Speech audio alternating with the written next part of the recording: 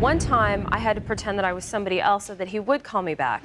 When the love was gone, money raised its ugly head. That always happens when somebody owes you Yeah. money. It doesn't happen when you owe somebody money. Right. But it always happens, especially when the luster of love has worn off, right? Yes. I sort of like that word, relationship where you were together. Is that right? About a year and a half, actually. We had a long-distance relationship for 10 months before that, and then lived together for almost about 2 years. Okay. And now you are no longer together. You say he owes you money. Mm-hmm. Let's take these things one item at a time, because that's a more organized way of doing business. Damage to my car, $477.18. Mm-hmm. So how did that come about? I can show you this. No, tell me. Okay. I guess I was out of town, and we had a driveway in which my car was parked at the top. I guess either he was on a job or I'm not sure exactly I what. backed into her car. And You backed into a car? Yeah, basically backed into the car and damaged the back end. Okay. Did you have it fixed right away? No. Why? Because I was trying to get the money from Aaron. Well, how long did you live together afterwards, after this damage to the car? Probably another 6 months, maybe. Now, you can't tell me that during that 6-month period you were trying to get the money from him to fix it. Yes. No. What do you mean, yes? Yes, I had asked him to please pay for the damages. I was still able to drive my car, considering the damage was in the back.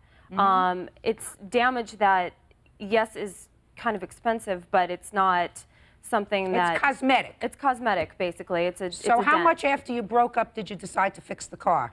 I didn't fix the car. It's still dented.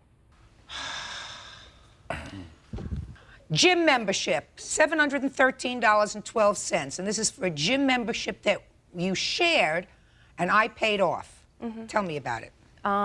We had decided to get a gym membership at Bally's together.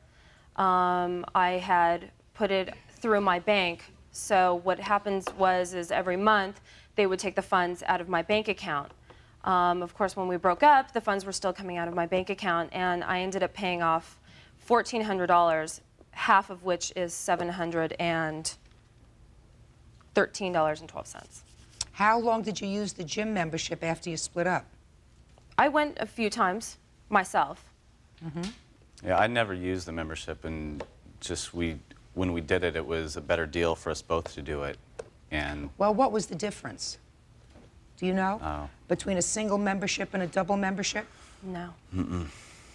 I don't know. And it was something I used it once when we first got it. Well, the question is, sir, did you obligate her to pay this gym membership because you intended to use it? I didn't. It was something she wanted to do. You know, she wanted the membership. And so you just went along for the ride? well, I thought there was, you know, as far as the cost of it, I thought it was something we would both cover over So time did you pay for any of it? Oh, yeah. How much did you pay? I never kept exact track, but probably, you know, over the period of a year, probably $200–300. And how did you make those payments to her? Just gave her money here and there. For the gym? Well, I gave her money for mini bills at. For the gym? No, not specifically for the gym. Not that I can say. All the payments I had given her were larger sums that were. For what? For, you know, utility bills and gym payments and things like that. So, all in one payment, every month. Well, let me see. No. Checks for these large sums of money. You return checks for large sums of money. There you I'm basically just pinpointing these items as what I'm suing for. Those canceled checks have nothing to do with these items. What do they have to do with? They have to do with other items that... I disagree with that. Those canceled checks go to a list here that Vanessa had faxed me that I can show the judge also. And those canceled checks correspond with those payments on that and with this, actually. I'd gone down that list and marked off what I felt were fair and reasonable things that she should be paid back for. And on the second sheet, Well, how much, sir, do you think is fair and reasonable for her to be paid back? Well, on the about No, is it not a number? sorry, Give me a number. about $2,800. And how much have you paid her? $2,800. You've paid her $2,800. Does that cover the gym? Specifically, no, it doesn't cover the gym specifically. All right. Does that cover the damage to her car? No, because I've never gotten a total on that. Can I see the estimate for the damage on your car, please? Okay. Just give me the estimate, not a tone.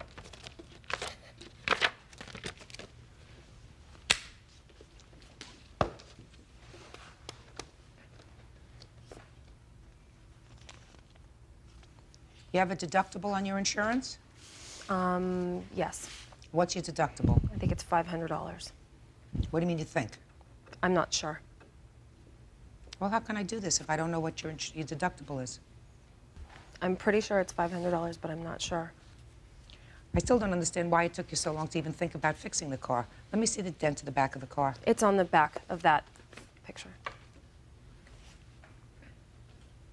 It was something that could have waited. It wasn't something Oh, that... it sure can. It's just like a little kiss. Judge Judy continues in a moment. I had called him, I had paged him. He wouldn't return my pages. That always happens when somebody owes you Yeah, money. yes, Especially when the luster of love has worn off, yes, right? yes. And later today, Kids do that when they're in elementary school. They go around and tear each other's posters off. understand that. You understand that? You're supposed Yes, to be ma'am. more adult as you get older. real cases, real people. Judge Judy. After Vanessa DeVargas and Aaron Latham broke up, she says he refused to pay his share of bills and damaged her car. All right, let's go to the next thing then. Next thing is a credit card that I started for him in my name, $455.09. What's this credit card, sir? Do you know? Yeah, and I have also paid her back for that. You have. Yeah, in that $2,800. Well, did you use that credit card at all? No, Do you have the last statement from the credit card? yes. Can I see it, please? I made several payments. I didn't make one lump sum. But that was the last payment in which I paid off the credit card. This says that there was a previous balance of $37. How am I supposed to tell whose expenses these are? In the checks there and in the breakdown of what she says I owed her versus what I've paid her, it kind of shows that it's, I know it's kind of complicated, but It is very complicated. I wish you young people who decide to set up housekeeping didn't exchange credit cards. Really very stupid. I agree. Never do it again. Yeah. That's what everybody says. You don't have checks here, sir. I'm sorry? You showed me these bills, sir, these checks that you say should total $2,800. They Okay. don't even total $1,000. I don't believe I have all $2,800 worth of checks here because I didn't start to get my checks sent back to me until after this started. I just have to go by what she deducted off the balance. And How much- it shows payments. She dated them on her. How much did you receive from him in total? I don't know. Listen, I can't figure this whole thing out. Nobody can figure this whole thing out. Probably even not an accountant can figure this whole thing out. One thing I do know for sure is that you owe her half of the gym membership. Now, the entire membership was $1,400 and change, so you owe her $700 for the gym membership. That I know for sure. Madam, I'm allowing you $300 for the repair of your car. Okay, thank you. Fix this little Can I also ting add... in the back of the car. And I'm giving you $700 for the gym payment because I think that you obligated yourself to pay for this gym. The fact that he didn't use it, that's his problem. He was there, he thought it was a good deal, he's got to pay for part of it, and he can't establish to my satisfaction that he's ever paid any part of that. You wanted to say something else? I wanted to add that I had tried to, after I had broken up with Aaron and had moved out, I had tried numerous times to make arrangements to meet with him. I had called him, I had paged him. He wouldn't return my pages. One time, I had to pretend that I was somebody else so that he would call me back, and he did. So this is why this has gone on for so long, because I have never been able to reach him or find him or get him to call me back. And because of this... That always happens when somebody owes you yeah, money. Yes. Especially Yes. when the luster of love has worn off. Yes. Right? Yes. I sort of So- like that word, luster that. of love. I'll write that down. So, So that is why this has been drawn out for so long, and I Mr. took it Vargas, to court. put a period. Move on with it. Okay. I'm giving her a judgment for $1,000. Fix the dinghy on your car, help you pay for the gym membership that you probably paid off. Do me a favor, you get another boyfriend? Keep your credit cards under lock and key, Okay. right? Yes. All right, that's all. Thank you. Parties are excused. You may step out. Get your paperwork. Thank you. Yeah. Okay. And now the next case. Parties on Buffa versus Paz Martinez. Step forward, please. 40-year-old student Charles Buffa says fellow student Karen Paz, 25, tore down his campaign posters at Los Angeles City College and ruined his chances of becoming student vice president. Which one of you is Miss Martinez? I am. Mr. Buffer, you were running for the office of vice president, according to your papers, of a school organization, and Miss Martinez was your adversary. Yes, Your Honor. Was this college? Yes, Your Honor. Which school? LACC, LA City College. Yes, Your Honor. And according to your complaint, Miss Martinez and/or Miss Paz took down 6 of your posters, Yes, Your Honor. and you are suing them for $72, which is the cost of the posters, and you also lost the election. Yes, Your Honor. Okay. How do you know that they took down the posters? Okay, Your Honor, first of all, number one is that I found the poster. Let me bring this up to you. I found the poster in the location of where this lady was. Number two is they admitted it to me the next day. All right, tell me about the admission. And I, with the election chair commission lady who's here with me today, will testify that they admitted that she tore down the posters. She Who cussed tore it- down the posters? Miss Karen Paz over here. Did you tear down the posters? No, not all. Not all. No. Did you take down some? 2. You took down some. 2, yeah. Why? That was my mistake. Your Honor. Yeah. Also, too, I'd like to bring up, too, that she also signed an affidavit saying she did do this, okay? Well, let me see the affidavit. Okay, I'd have to come up to you or have him bring it to you. You see, Your Honor, it isn't about money here. It's about principle. You destroyed something to me in hopes of not getting me elected to try to hamper me from getting elected is what this girl did. Judge Judy continues in a moment. I plan on pursuing something honest where you don't have to use deceit and trickery to win an election. By tearing up stuff, that is not right. Real cases, real people. Judge Judy. 40-year-old student Charles Buffa says fellow student Karen Paz, 25, tore down his campaign posters at Los Angeles City College and ruined his chances of becoming student vice president. Well, why are you suing Miss Martinez? Because Miss Martinez was the one that I was running against, Your Honor. But why are you suing her? And because when we went in that day and confronted her with the election committee lady. Confronted whom? Well, we confronted Miss Paz in the office, okay? She admitted that, well, she said, well, she told me to do it, and then you yelled at me and said, well, they weren't stamped. So that gave you the authority and the orders to give her to tear up my posters because you wanted so bad to get elected, Your Honor. That's what happened. And that day, she admitted it to me and to the other lady sitting here on her orders that that's why that was done. Who admitted it? Miss Martinez? Miss Paz. I'm not talking about Miss Paz. Miss Paz has already okay. admitted she took down a couple Right. of posters. And then when I said... I'm talking about Miss Martinez. Yeah, yes, She's ma'am. guilty. Yes, Your Honor. Then when I said to Miss Martinez, I said, well, why did you tell her to do that? Well, Mr. Buffett, your posters aren't stamped. I don't blankly give All a right. damn. Miss Martinez, Did you say to Mr. Buffer your posters aren't stamped? Yes, Your Honor. All right. Put that down, sir. I don't need visual aids. Pass visual aids. Stop getting so excited, sir. This is not an election for state senator or president of the United States. I know that you're emotional. Well, you know, it's the principle. I know it's principle. I know. Kids do that when they're in elementary school. They go around and tear each other's posters off. That. You understand that? You're supposed to be more adult as you get older. That's correct. Miss Martinez. Yes, ma'am. Did you ever tell Miss No. Paz to take down his posters because they weren't stamped? No, Your Honor. There's no reason why I should do it. Okay.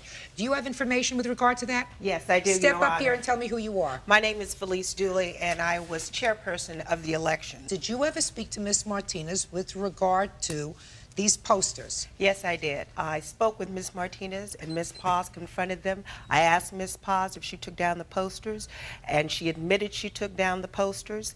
And after words of exchange, explicitives that she shouted at me or what have you, she was extremely belligerent. You're not following me. I asked you a direct question. My direct question to you was, what information do you have that Miss Martinez had a conspiracy with Miss Paz to take down these posters? She's guilty. I tell you what, to make it easier, you sit down. Ms. Martinez told me that she was aware that Karen Paz took down the posters. Being aware doesn't make her guilty in the eyes of the law. No, she did not tell me that she directed Ms. Paz to take them down. take them down. Do you have Oh, go ahead. any, Mr. Buffer? Yes. How old are you, by the way, sir? Too old. No, I'm too old. How old are you? 40. Okay. I'd say I tell you I was 21, but I know you won't believe it. I certainly wouldn't. I tell people I'm 21 all the time. They don't believe me. Your Honor, it's the thing of it is that what motive would this girl have to do it? She knew she was running against me. That's why she did it. Mr. Buffer, What motive do I have? you're 40 years old, so you Right, should have a correct. certain amount of life's experience, including do. life's experience. You also have experience watching a lot of television, being inside of courts, right? Yeah, that's Your correct. feelings are not particularly relevant. The fact that somebody had an opportunity or inclination doesn't necessarily make them guilty. You have to have proof that they're guilty before a understand court that, yeah. finds them guilty. Judge Judy continues in a moment. Do you have any proof against Miss Martinez that she either instructed or directed anyone else to remove your posters? Yes, ma'am. Yes, Well, Your let Honor. me hear it. Okay. Well, the day we went in that day into that office, when I asked her, why did you tell her to take down the posters, her reply to me was, well, your posters weren't stamped, so I told her to take them down. She had every right to do so. That's what she said I did to not me. tell him. I don't believe that. No, Mr. I Buffer? didn't. That's what you did. Mr. Buffer, That's correct. listen to me. I'm listening. I don't believe she said that to you. Well, she I did. have no need to No. do it. Why would I do No, I don't something believe like she that? said those words to you, sir. That's exactly well. I say she did say that words to me. Did she say to you, were they stamped? No, she said your posters weren't stamped. I gave her the authority to take them down because they weren't stamped. No, I did and not that's say why I that. said they are stamped. Here they are. I did not No, say that. I don't believe that. But you are entitled to a judgment, sir. You are entitled to a judgment against the person who has been proven guilty in this court, and that is Miss Paz. That is correct. Well, so it cost you, according to you, $72 for these posters. That's the amount of money that you're suing for. Is that right? Yes, Your Honor. I'm I'm going to give you a judgment for that, sir, in the amount of $72 against Miss Paz. Well, I really appreciate that, Your Honor. That's what you have. Thank but you. You I'm know glad what? you It's appreciate it. principle. That's what it is, not the money. It's And principle. what is my principle? Parties are excused. You may step out. Thank you. Judge Judy Thank you, Your Honor. continues in a moment. Thank you. And on the next Judge Judy. And I plan on pursuing something honest where you don't have to use deceit and trickery to win an election. By tearing up stuff, that is not right. She is a friend. Oh, a friend. I love that. A friend. I love that, you guys. That's so cool. She's a friend, so help her tear the posters down to get her election. You got to be honest. You're not going to win an election being dishonest. You're going to get caught sooner or later. And it came down on her. And that's it. She lost. And I feel good about it. I'm happy today in court. I couldn't be better.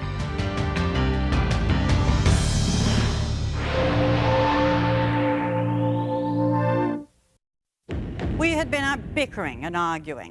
She was American and he was Canadian.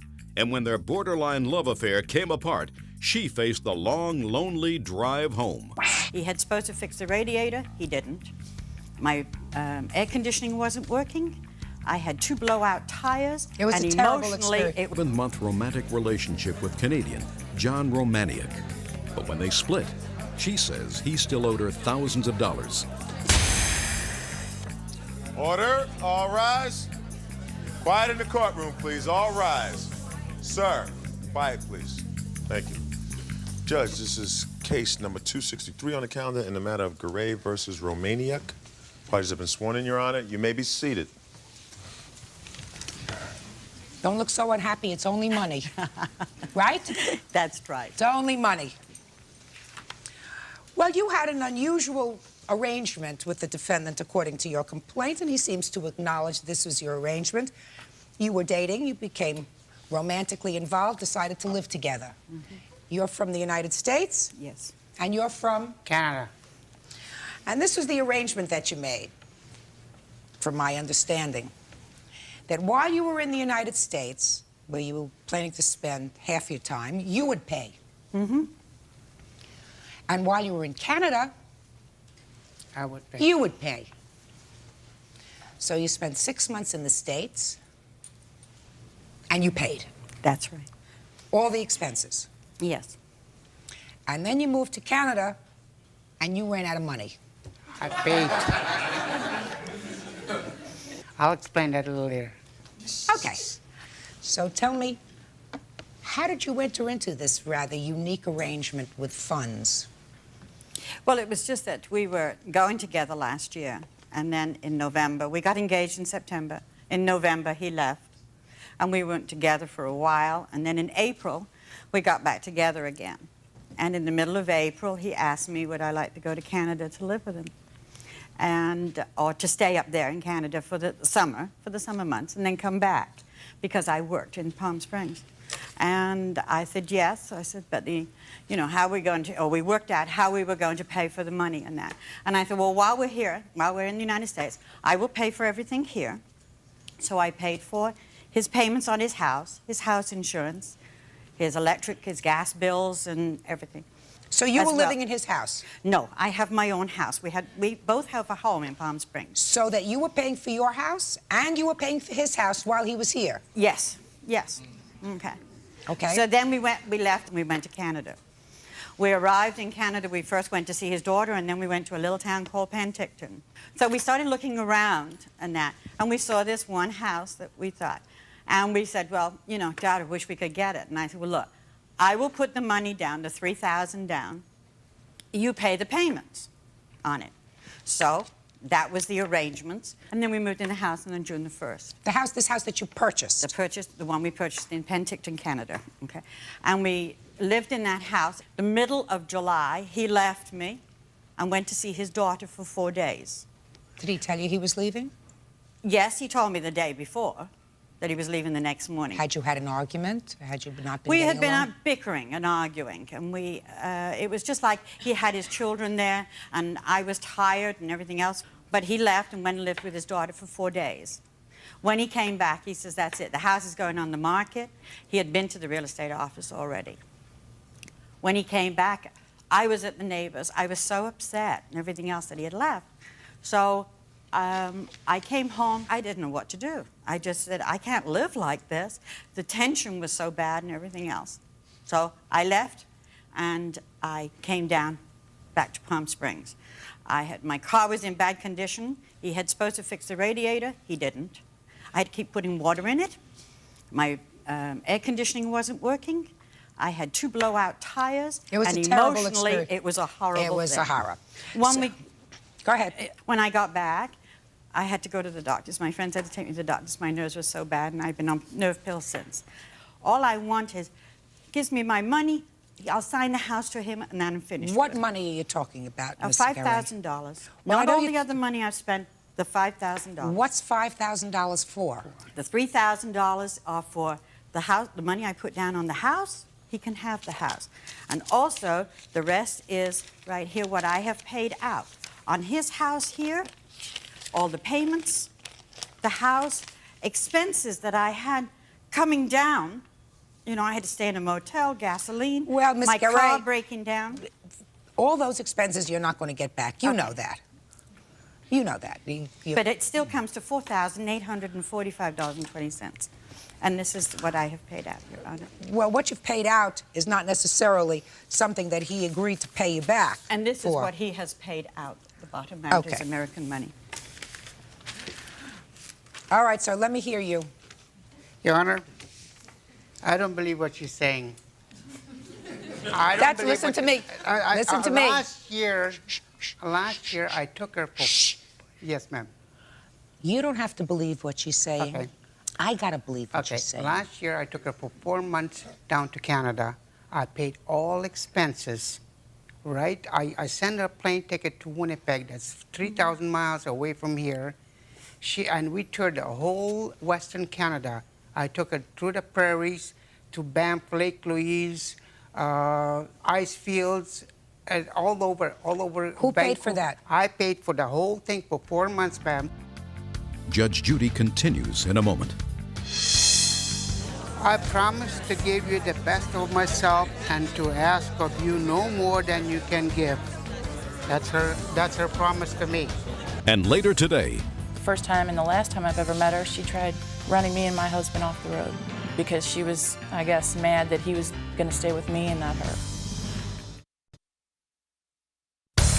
real cases, real people. Judge Judy. Splitting up after an 11-month romantic relationship, Jean Garay now claims John Romaniuk owes her thousands. Okay, let me ask you this question. So what made you decide that this arrangement, this relationship, wasn't going to work when you went to your daughters? Because when we got to Vancouver, Palm Springs, we had an argument because every day her man friend phoned for about 45 minutes on the phone while I was there. And I said I didn't like the idea that he phoning every day. So she got mad at me. She said, that's none of your business. So she said, leave the house. So I left. I didn't see her until middle of April. When you were back in Canada, sir, you bought the house. I'm coming to that, ma'am. Get there.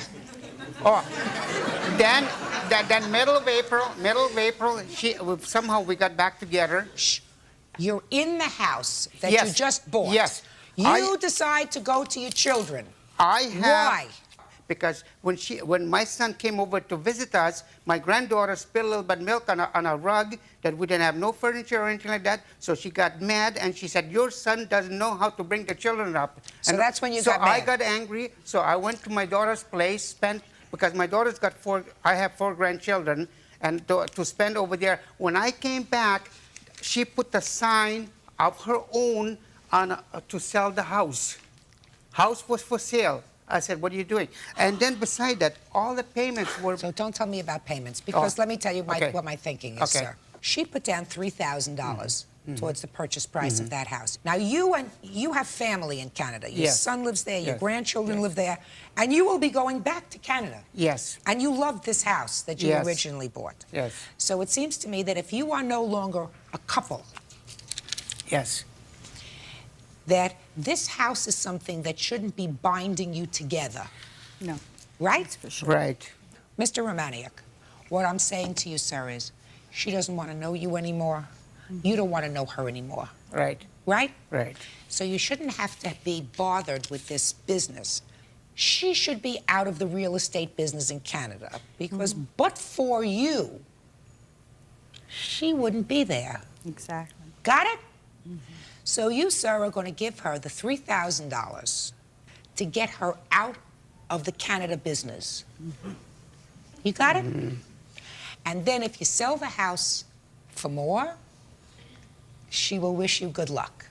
And if you sell the house for less and you don't get the $3,000 back, so be it. And if you can rent the house and make a couple of bucks when you rent the house, terrific. And if you want to live there and retire there yourself, you can do that. Judgment is for the plaintiff in the amount of $3,000. That's all. Parties are excused. You may step out.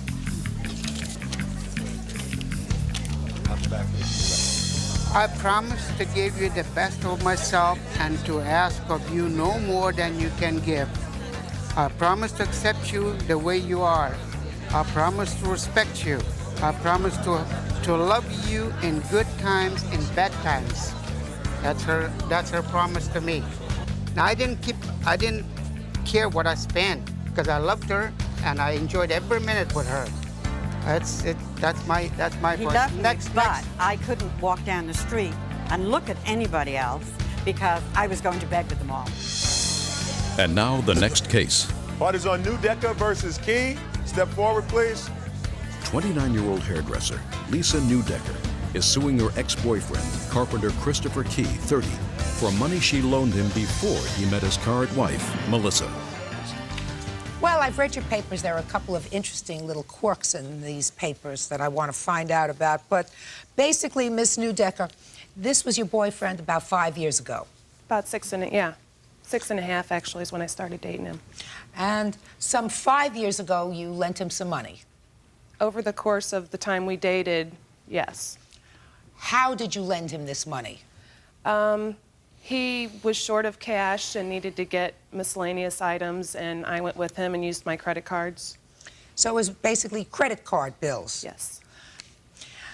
And how much altogether was it that he charged at that point? It was approximately $2,600. And when you separated, according to these papers, he made a lot of payments. Yes. But that he still owes you $870.37. Approximately, yes. When was the last time he made a payment? On October 4th. I received the check about October 7th. And then he stopped making payments? Yes. Why?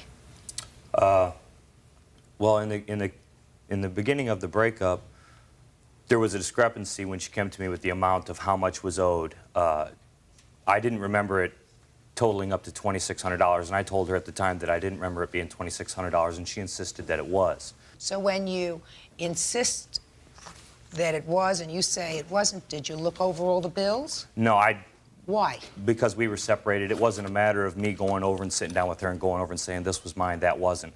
She said that it was, and I had figured it to be around $1,600, and Well, which is a considerable difference. So why didn't you go over there and look over the bills? That's a $1,000 discrepancy. We weren't a couple any longer. It just So what? You weren't a couple. It seems to me it's now more of a business transaction than anything else. You mean you just thought you'd blow it off? No. I didn't just think I'd blow it off. It was, like I said, I didn't see it that way, and she's seen that it did. Judge Judy continues in a moment. Sometimes men do really dumb things. You always get caught because women are great snoops. Real cases, real people. Judge Judy. 29-year-old hairdresser Lisa Newdecker is suing her ex-boyfriend, carpenter Christopher Key, 30, for money she loaned him before he met his current wife, Melissa. She had the papers to show you, sir, what items you purchased, I assume. Do you still have them? Yes. Well, take a look. 5 years later, sir, take a look. It's a list of what all the paperwork is.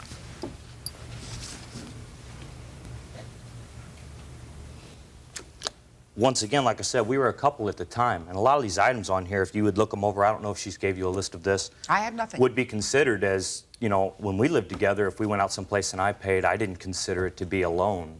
What do you mean? Like there's an item on here, half the cost of portraits that we had done together. Just a second. You had portraits done together. And she put down half the cost. Right. I paid the full amount on my credit card. Well, that sounds fair to me. Doesn't that sound fair to you? Did you go and sit for the portrait? Well, yes, I did. She's not asking you to pay for the whole thing, just half. Right. I understand that. So give me another one. Sega game. Sega game. Oh, sorry, Sega game tapes. Those yours? Yeah. They are now. At the time, you know, like I said, we were a couple. You're a couple. So a Sega game, yours. Go. Well, give me another one. Compact discs. Did she listen to the music too? I don't know which Just a specific second. compact discs they are. Building supplies. I don't remember that one. Building supplies. What are for building what? supplies? I don't remember exactly what it was for, but it was from Builder Square, and he was a subcontractor. I'm not. So Which I would is have true. I no was need. a subcontractor, but at the same time, building supplies.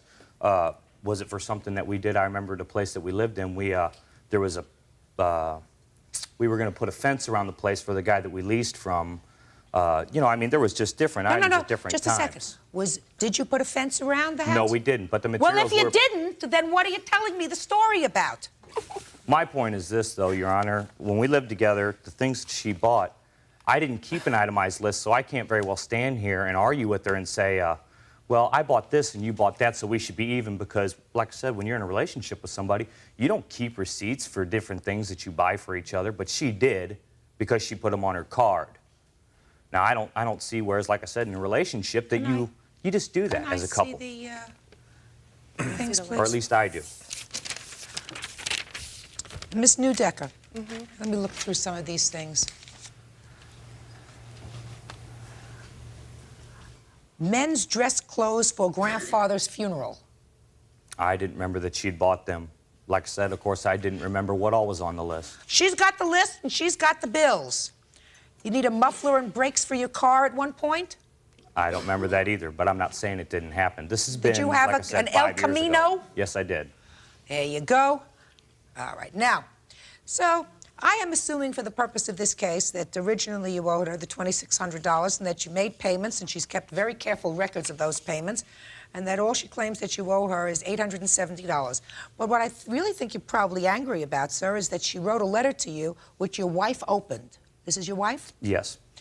That created some problems for you? Yeah, but that had nothing to do with the amount that I owed her. I honestly did not remember those other items, so Okay, well, I didn't now- believe that I owed them. Well, now you do. So your wife opened this letter, and did that distress you? Oh, yeah. Well, step up here. Why did it distress you? Because she said on the letter that my husband had went to see her 9.5 weeks ago, and I had no idea he was keeping in contact with her because of the first time and the last time I've ever met her, she tried running me and my husband off the road because she was, I guess, mad that he was going to stay with me and not her. We had only been dating on and off for a month. How long are you married? 2 years now. Mm-hmm. Everything okay? Mm-hmm. Fair? Yeah. Okay. You have any children? Yep. How old? She's going to be 21 months. And that's his baby? Mm-hmm. Why'd you have a seat?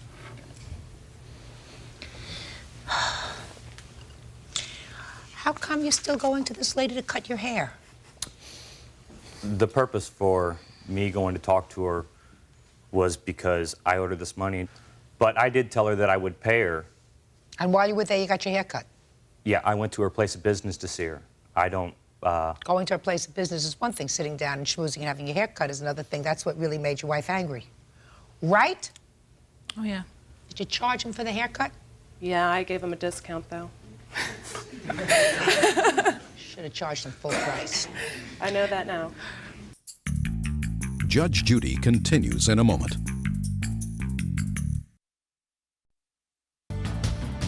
Mr. Key, sometimes men do really dumb things.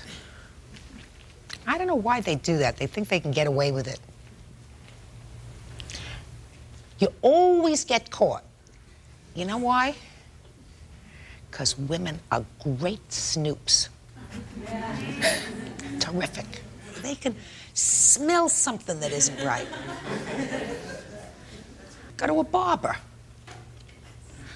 Meanwhile, it sounds to me, Mr. Key, that you got more trouble than the $870 that you owe this lady. It also looks to me as if you've got a very nice but very sad wife and a 21-month-old baby. So you better get your act together. You owe her $870.37. Pay her. That's all. Parties are excused. You may step out. There you are. Judge Judy continues in a moment. And on the next Judge Judy. I don't know why she's being so ignorant as to take him to court and drag us all the way over here. It has been 5 years, and like I said, I was wrong about the amount. Payments, and he didn't want you to find out that he had been in contact with me for That's the full right, 5 because you tried running us off the road. No, I did Yes, not. you did. Let's go. I feel kindly towards him. I'm sad to see that his wife has so much control over him.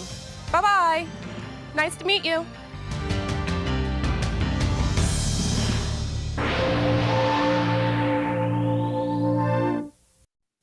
No, wait a minute. Now, stop. I've had enough of this. Wait a minute. Hey, No, listen, no, no, no, no, no. Wait a second, please.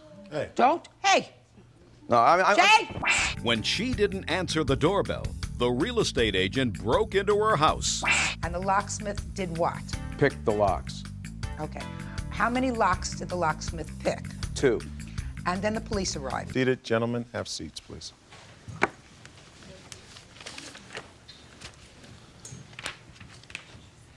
Mr. Woodcock, you're a real estate broker, is that correct? That is correct. And Miss Centreri, you reside in an apartment in a building that's going to be sold. Was. Was sold. No, was going to be. Was going to be sold. And according to your complaint, you're home one day, ill from work. No, I'm disabled, actually. You were home? Yes, I was. And the defendant broke into your apartment. That's correct. I didn't break into nobody's apartment. Okay.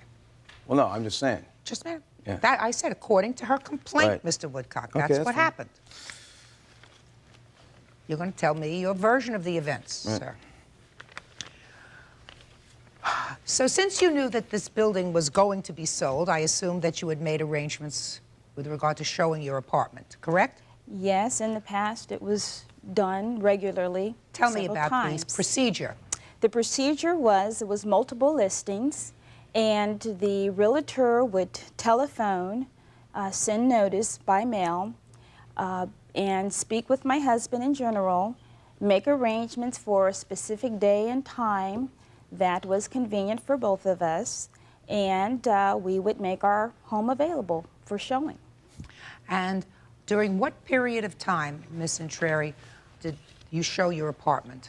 This was over a period of probably about 4 months. And how many times did you actually make yourself available to show the apartment? I know of at least 4 times that individuals came in and viewed the flat.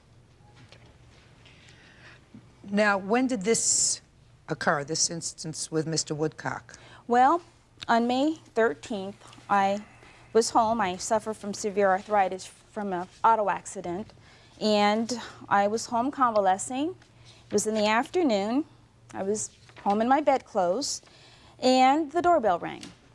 Well, I wasn't expecting company. I live in the Haight-Ashbury district, and unless you're expecting someone, basically you don't answer your door. For that reason, we have a gate in the front of our building, as most Mr. people Woodcock, do. you may want to listen to this, sir. As most people do in the neighborhood. About 5-10 minutes later, the doorbell rang again, except it rang urgently. And so I got up, I went to my window. We live in a Victorian flat, so this is quite a distance from the back to the front. And I look out the window, I see no one I recognize, and I see... How many people did you see? I saw 2 people. Okay. And an old vehicle. And again, I did not answer because I don't know who this is. I'm home alone.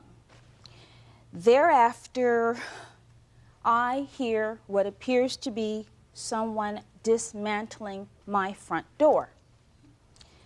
And shaken, upset, I phone 911. And I speak with the 911 operator, tell her that it sounds like someone is breaking into my home. And she holds me on the line, and it gets to the point where it sounds like someone's kicking the door in. By this time, I am shaking like a leaf, trying to figure out, should I run? Should I try to defend myself? What exactly to do?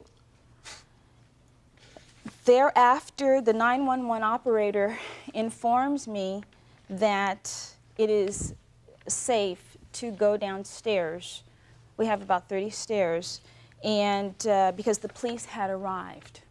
When I get downstairs, again in my bedclothes, I find the police along with Mr. Woodcock, who I didn't know from Adam at the time, because my husband generally would show the house. Okay, you didn't know him, the police were there. And Mr. Woodcock asked me boldly, why didn't you open your door? Right. Shh, shh.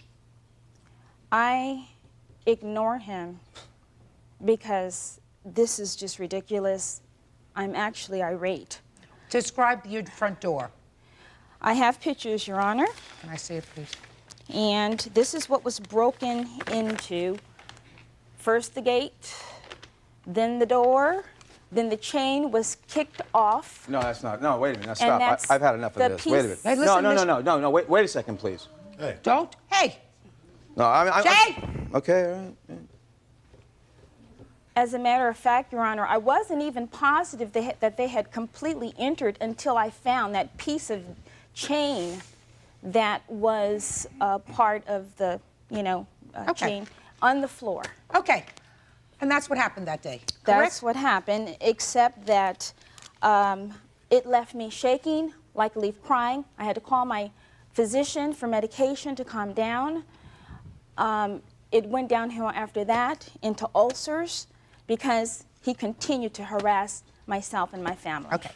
Now, my question to you is, had either you or your husband received notice in writing that someone was going to be showing your apartment on May 13th? I'm glad you asked me that question. We received notice for the 14th. Can I see it, The please? following day. Can I see it, please?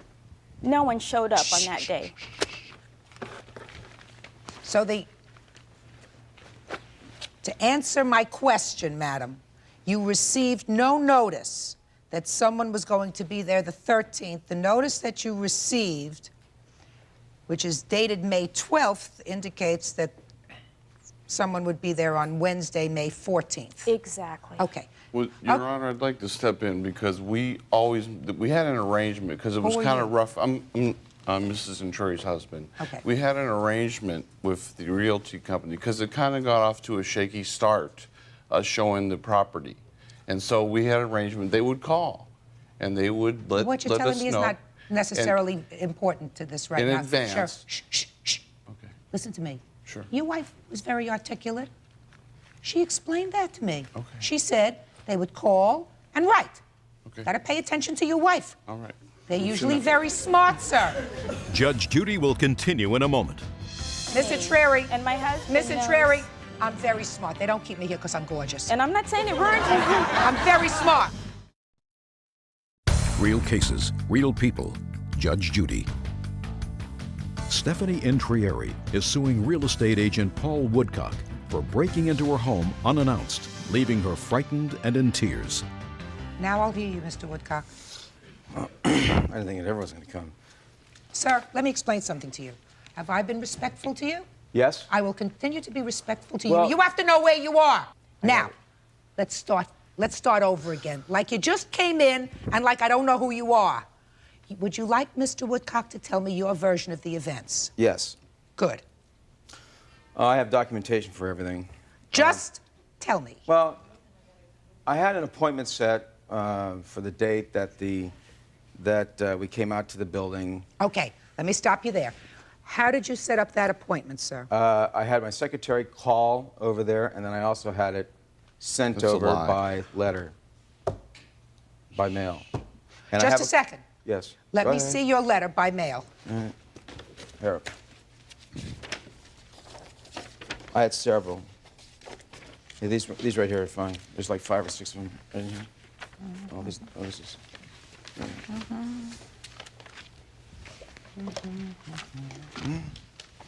They had not called, and we did not receive that letter. If you shout out again, I'm going to put you outside. Do you understand?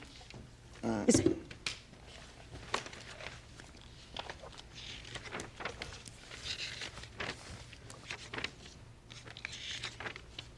Well, let me explain something to you, sir. Let me stop you right there. There is a letter dated May 12th, which is clearly under your signature. And it indicates that the property would be inspected on May 14th. Okay, that is a letter dated May 12th. Now, there is a prior letter dated May the 6th, where you indicate that the property would be shown on Tuesday, May 13th. But the subsequent letter of May 12th indicates a day later, Wednesday, May 14th. Okay. And I have the original with your original signature, a copy of which is contained in your file. Okay, so what happened when you got there, sir? Well, when I got there, the tenants downstairs allowed myself and the contractor and the appraiser and the lender in. And the thing is that what happened was I rang Mrs. Entreri's bell several times, knocked on the door several times, could not get in, and she didn't answer. And so after that happened, I called the attorney that was handling the estate for the seller. And I said to her,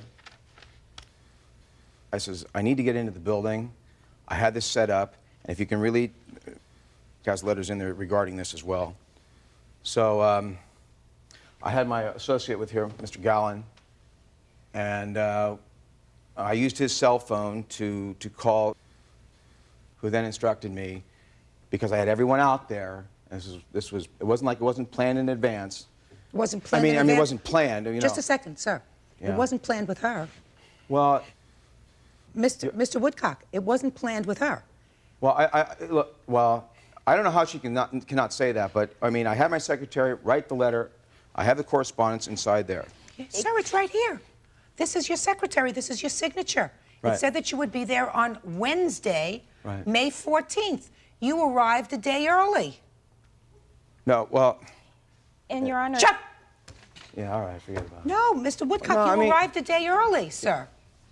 Well, if I remember correctly, what had happened is I called the attorney. The attorney got a hold of Miss Entreri here, Miss Entreri, and to set the appointment. I'm just trying to recollect exactly what transpired in between. You can't tell me what transpired between the attorney, sir, and the plaintiff, or between the attorney and yourself, because that's hearsay, Mr. Woodcock. All right. But what I'm telling you is that your last communication to the plaintiff, which was dated May the 12th, indicated that you would be there on the 14th, which is Wednesday, for an inspection. Now, you arrived on the 13th for an inspection, and so you told me you got there. The people downstairs allowed you to come in. Right. You went upstairs. You rang the bell. No, I didn't go upstairs because I couldn't go upstairs. I rang the bell to go upstairs. Yes. And the thing is that when I could not get in, I used Mike's cell phone, called the attorney. But not to call No, me. Excuse me. I mean, Hey, listen. You have to be quiet. Okay, but he could have called me. Hey! Okay. He's speaking. I mean, it's his turn. Yeah. He can have it. Miss Entreri, don't irritate me. Okay. Judge Judy will continue in a moment. But it is a situation that you don't know how it's going to affect you until it happens. Of course. That's how I would have felt. Of course. prior I to it understand that. happening. Real cases, real people. Judge Judy. Stephanie Intrieri wants $5,000 from real estate agent Paul Woodcock for breaking into her home. He says he had an appointment. You used a cell phone without telling me what the conversation was with this other person that you dealt with, because that's hearsay. What did you do after you got off the cell phone?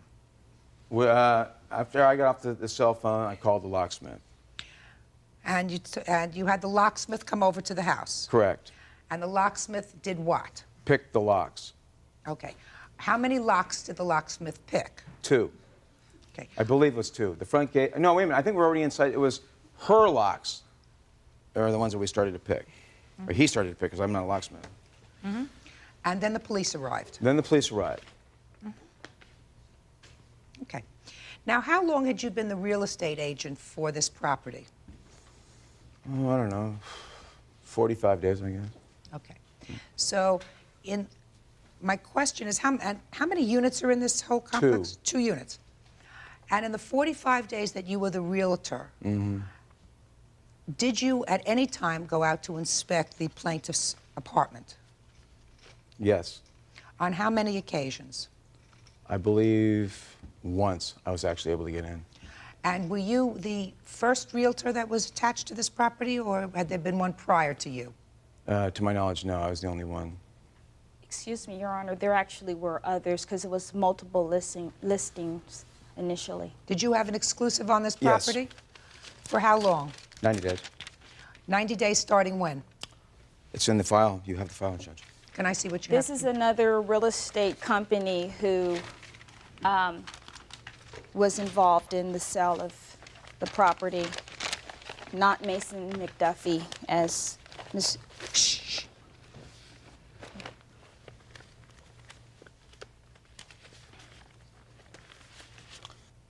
There was a prior realty company, sir, with regard to the same property. Okay, so that's the case. It's not a very difficult case. Your Honor, if I may add. About what?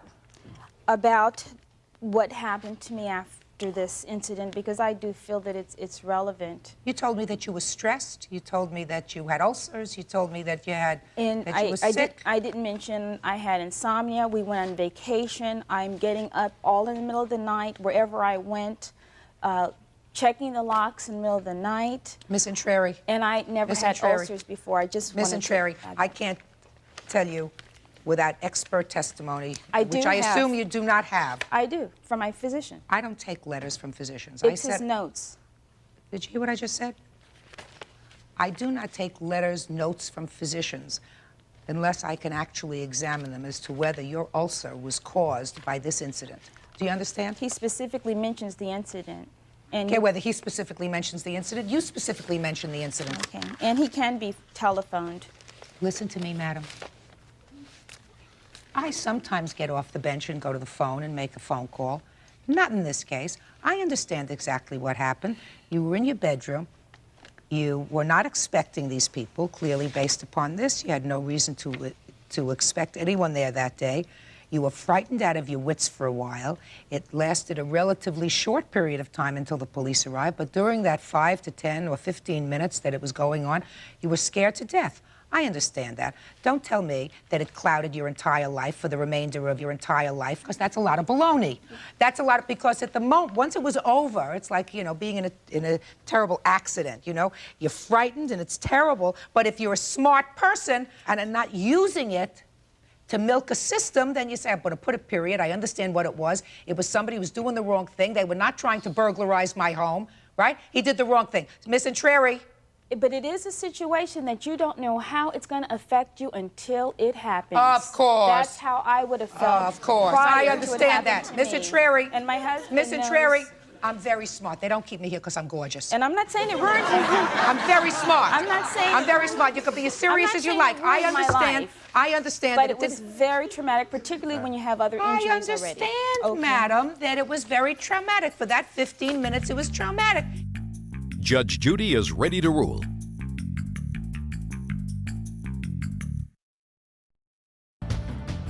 He could stand there and he can shake his head, no, no, no. But truth of the matter is, whether his secretary screwed up in sending this letter and got her dates wrong, or whether the appointment was changed by him, I am not satisfied that you received adequate notice.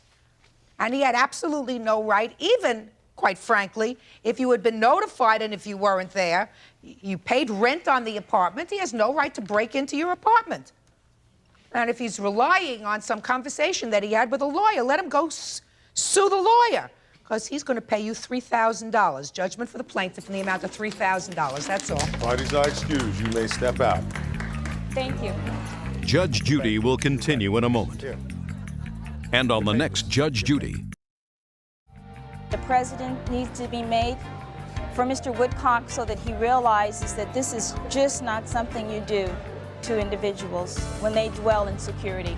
It surprises me the temerity and the gall that Mr. Woodcock has. What am I going to say? What am I going to do?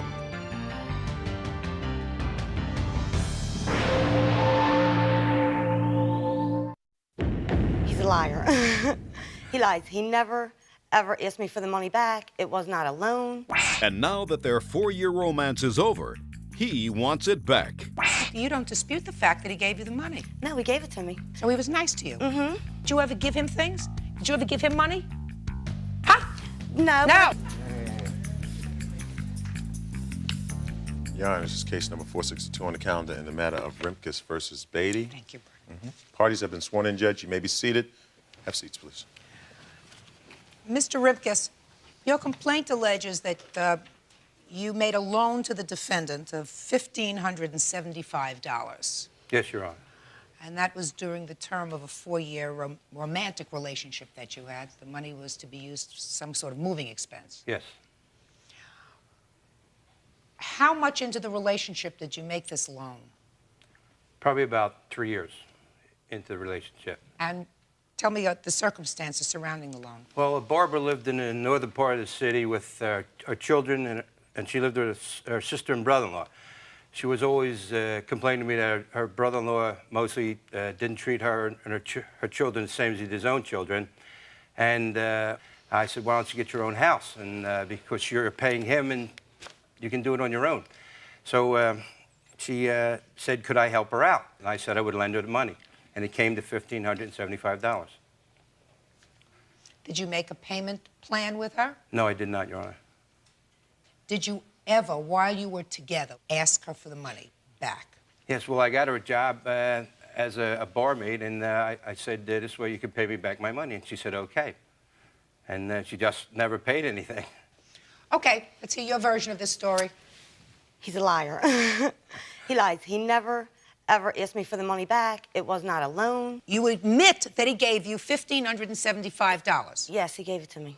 Well, tell me about how it came about. Well, it came about the same way that he said. I was living with my brother-in-law and my sister, and things just weren't too good there. My kids were getting treated like, not like part of the family, more like, you know, like outsiders, like they didn't want us there.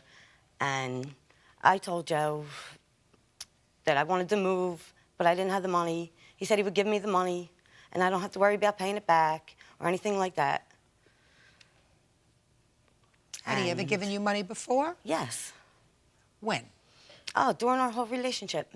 Good. Tell me about when he gave you money He before. would give me money to go shopping. He would give me money just for me to have money in my pocket. So he was nice to you? Mm-hmm.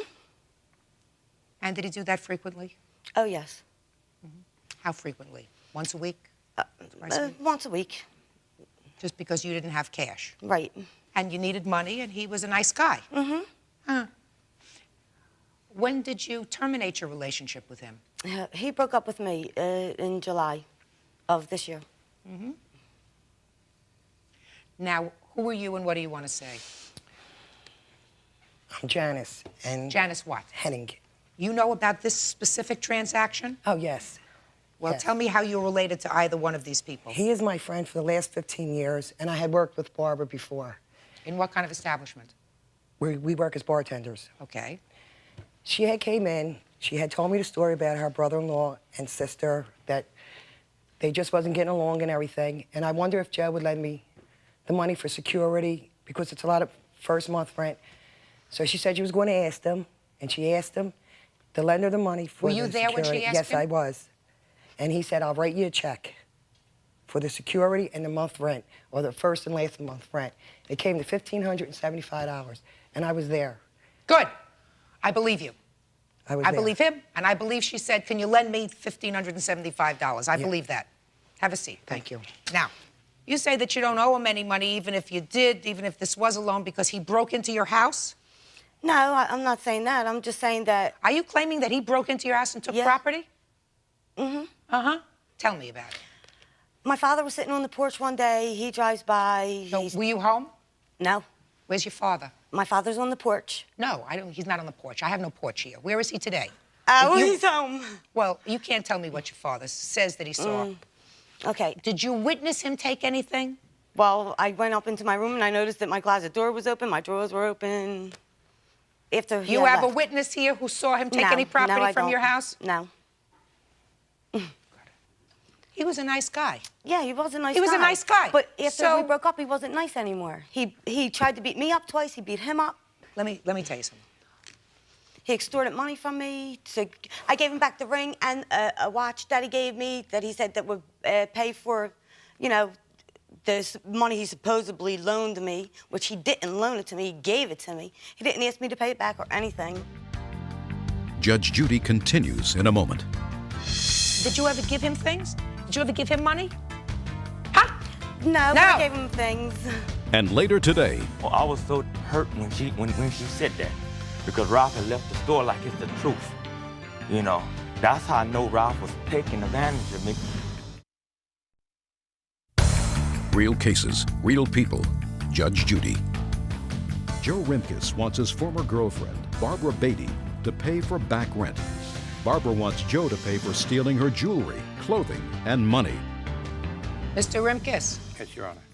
she wouldn't know the truth No. if it came up and hit her Oh, in the no. face. I have all the okay? empty jewelry She wouldn't know. boxes to prove She it. wouldn't know the truth because the first thing that she lied about was that she did not come to you and say, "Can you lend me the money for security deposit?" I didn't. Yes, you did. It might have Your been Honor, I a did not. convenient lapse of memory, but yes, No. you did. This man isn't suing you for all the cash that he gave you during the course of 4.5 years. Did you ever give him things? Did you ever give him money? No, but I gave him things. Listen, Mr. Rimkus, Yes, ma'am. keep your money in the bank. Yes. Good. Judgment in this case is for the plaintiff in the amount of $1,575. That's all. Parties are excused. You may step out. Back to your right. You're a liar. You're a liar, Joe, and you know it. You're a liar. You're a liar. You know you are. You're a sneak, No, Barbie. he said I'm You've not a sneak, been a Janice. sneak No, since I am not. And now the next case. Parties on Wiley versus Wiley. Step forward, please. 22-year-old Guy Wiley is suing his brother Ralph Wiley, 35, and his wife Bonnie for misusing his disability checks. Well, this is a particularly sad family situation. You are Miss Wiley. Yes. Yes. And this is your brother. Mm-hmm. And this is your brother. Correct. And this is your brother's wife, Mhm. sister-in-law. According to your complaint, you will be speaking for your brother, unless Yeah. I need to speak for him. Yes. How old are you? 22. Do you want to speak to me first? Want to try? Yes. Yes, According to your complaint, you receive Social Security disability. yes, I do. That's because you have some sort of learning disability. Correct. And how much do you receive a month from Social Security? Right now, $850. $850. According to your complaint, there was a time when your brother was the payee for your Social Security. Correct. For about a year? Approximately 2 years. 2 years. Yes, since 95. And you say that while he was the payee for your Social Security, he didn't pay certain of your bills. Correct. Now, was your brother living with you for a period of time? Is that what I understand? Yes, he was. And you say that you spent more than you received. Yes, I did. Well, tell me about that. Well, there's a few things. For one, the living expenses alone, his rent incurred almost 8 of our his monthly installments. Just a second. You know, let's try to keep it simple. You got all of his Social Security, I'll lead to a point. $850. For how long a period did you get the $850 a month? It wasn't $850. It started out $730. It escalates every year. Okay, so it started. For how long did you get his Social Security? For 2 years, about 2 years, almost a year. And was he living with you during that 2-year period or not? Yes, he was. And what did you use that money for? To pay his living expenses. Like what? We living in a hotel. I was paying his hotel expenses week to week. Were you all living in the same room? No. He had his own room. And we had. Okay. So you were living in a hotel for a while? Yeah. Okay. And what was his hotel bill when you were living there? It was $175 a week. And how long did you stay in the hotel? Probably about 8 months, 6 months. It was almost a year. Let me ask you this question, because this is going to be very difficult. I'm not going over a 2-year period to see whether you paid more or less. It's very hard to support somebody fully. You understand that, Miss Wiley, on $730 a month. Okay. Right? Yeah, right. I mean, we're not talking about a lot of money here.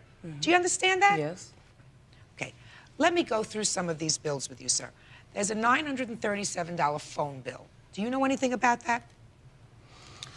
Not really. I think she probably can answer Go that ahead. one a little better. Mainly, most of the bills was for him calling my mom and my dad. They live in Vegas, and if you look at the bill, there's a lot of Vegas calls because at that time, none of the other family members were dealing with Guy. So the only family he clinged to was my family, and he called. Just a minute, whose phone was this? This was his phone in his own room. Okay, he so you picked up the phone and he called. So you my had a mom. phone in your room? His own room. You had a phone in your room? Yes. And over what period of time did these $937 bill build up? They build up practically sometimes that she used to have me call her mom for. Oh, no, over how many months? Do you know? About almost a year. Okay, now what about the medicine? His medicine was being paid. I have the insurance receipt, was and taking we care have of his witnesses medicine. here. UCLA stopped taking care of it when he started being irresponsible as far as making his appointments. They took offense to that, and they didn't think he was that serious about that. Because we used had to the let him insurance drive our paid. car He drove to the my- hospital. Some of his visits at first started out, Guy was going himself because none of the family members would come pick him up and take him to the hospital. And our best friend right here, Dennis, when he was staying at the Dare UN, would come pick him up, take him to the hospital. I would pick him up when his appointment was done. We would go to the pharmacy together. We would get his prescription, and we would come home. I have the receipts here. Okay, now stop for 1 second. Miss Wiley, where were you when this was all going on? Ralph and I were not getting along. Okay, God. Ralph and I were not getting along. Guy was with my sister Selma at first. Selma told him, because he wanted Ralph to be his payee, because he loved Ralph, all that stuff. And so my sister asked me, are you sure you want to go with Ralph? Are you sure you want to do that? So all the family members asked Guy, are you sure you want to go with Ralph? Ralph and I, the family got along real bad, okay? Me and Ralph just wasn't even on speaking terms. So when I told Guy, my hands are untied, I'm through. You want to deal with him and her? I don't want to be bothered. So I stepped out of it. Because I got a bad health myself, so I didn't want to be bothered with all that mess. I just want to know where you were at all this time. I have lupus and kidney failure, okay? I didn't need the stress and So that you can't have your brother live with you? No, he wanted to live with Ralph. Shh. He wanted to live with Ralph. He wanted to live with Ralph? Yes. Judge Judy continues in a moment. You know what that's called? That's called money laundering in business. It may have only been $25, $30, $50, $80, but that's what it's called. Real cases, real people. Judge Judy. Guy Wiley says his brother, Ralph Wiley, and sister-in-law, Bonnie Wiley, misused his disability checks. Guy. Yes.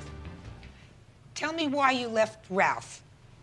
Okay, reason why I left Ralph because really I was in the store. Bonnie had got mad at Ralph and turned around and told me, you know where all your money's going? Your whole check? On UPS orders in the store. Did I say that? Shut up! I don't want to hear you. He's talking. And I was so hurt when she said that because Ralph had left the store like it's the truth. You know, that's how I know Ralph was taking advantage of me. She come to me telling me, your brother's taking your money. He's doing this with his check. He's paying for UPS orders. This is what she said about him. You know, I be trying not to believe it because he come to me telling me, I'm not taking your money, guy. Don't listen to her. You know, but I can't help but because you keep putting it in my head. You know, Ralph is... So you got angry. So I got angry and we was in stores. So I decided that, you know, I didn't want to settle working in the store no more. So you were working in your brother's store? Yeah, for only really $10 a day. And I told him I decided, you know, because he had me sleeping in the store a couple nights. And what kind of store do you have, sir? Sporting goods stuff. And your brother was working in your store? Yeah, I guess you can call it that. What do you mean you guess you could call it that? He said he was working there every day. He was there. Doing what? He... Taking care of the stock? He's taking care of the stock? You want to say he worked? No, he wasn't taking care of the stock. Cleaning up? Answer the phone. Answer the phone. Just a minute. Answer the phone? Yeah. And he was there every day? He wasn't there every day. He was late a lot of times. Yeah, you know, he was a big help to me, and I'm not denying that. Good. How much did you pay him? It varied. I mean, as we made money,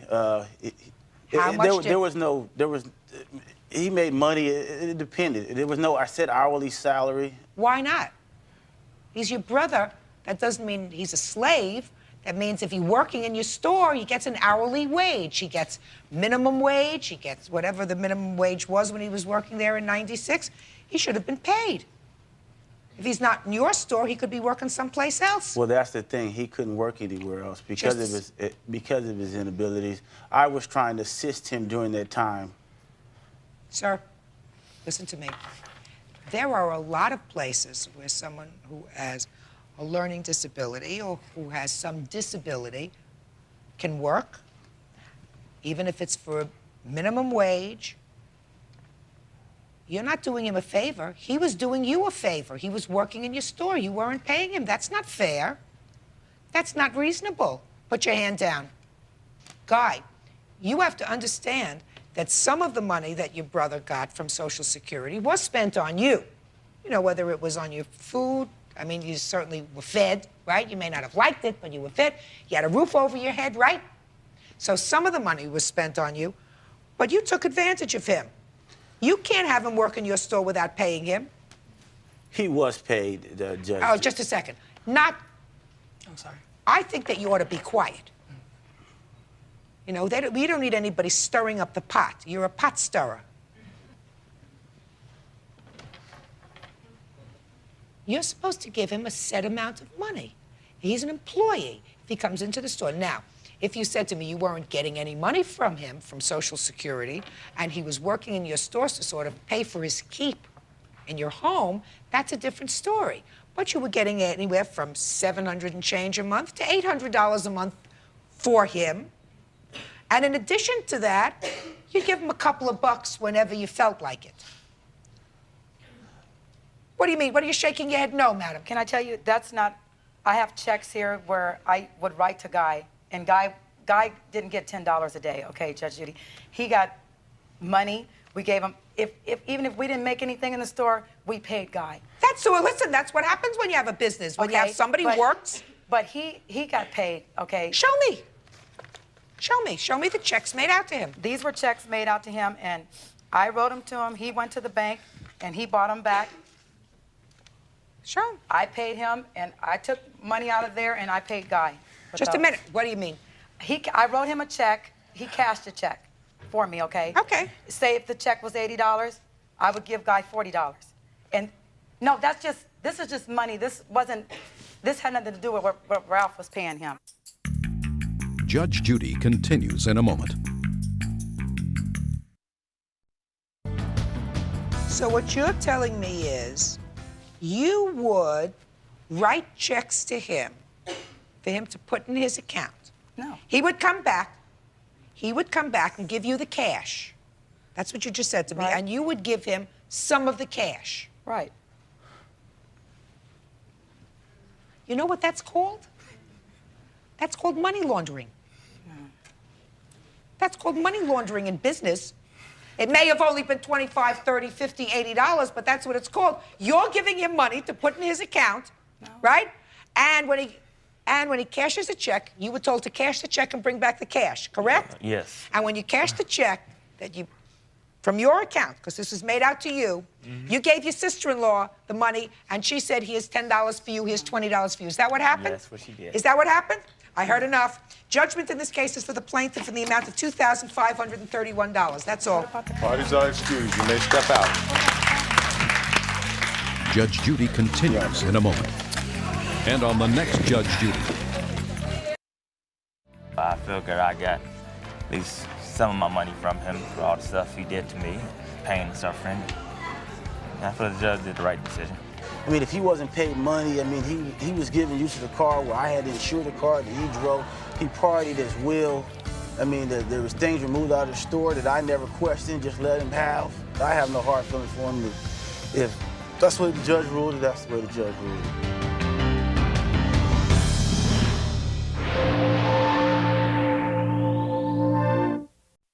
Me and my brother were very close. It was always our intentions that whoever died first would purchase the grave. He bought a deep grave so he could be with his brother for eternity. But his sister used the space for their mother.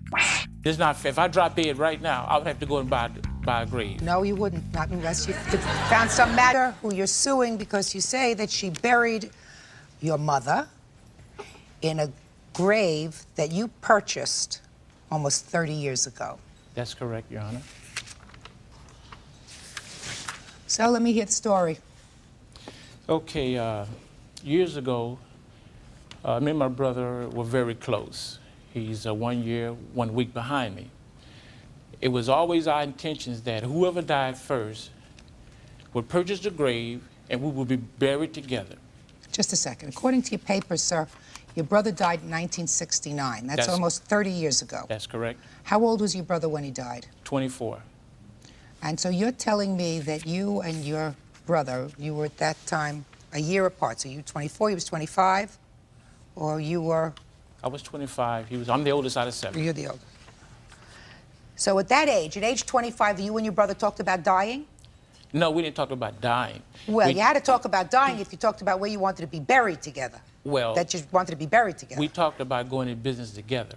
And going into business is not dying. Yeah, okay. Sometimes it's dying. But, Mr. Simmons, are those prescription glasses, sir? Yes, it is, Your Honor. Mr. Simmons, are you telling me that 30 years ago, you talked to your brother about where the two of you wanted to be buried? That's correct. All right, I'm waiting for the rest of the story. Go ahead. Okay. So our agreement was whoever died first would buy the grave, and we either be buried side by side or on top. We also agreed that whoever died first, one would carry the other one's first name as their middle name. In 1969, and on August the 30th, my brother was shot and killed. He died in my arms. It devastated me.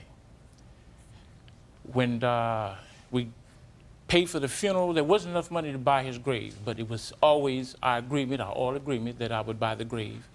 I bought the grave and had it dug extra depth. In February of Why did you have it dug extra deep? Well, because there wasn't any plot left for me to purchase by his side. So we had to dug extra depth so that when my time comes, I will be buried in that same grave. Okay, can I see the proof of that purchase, sir? Yes.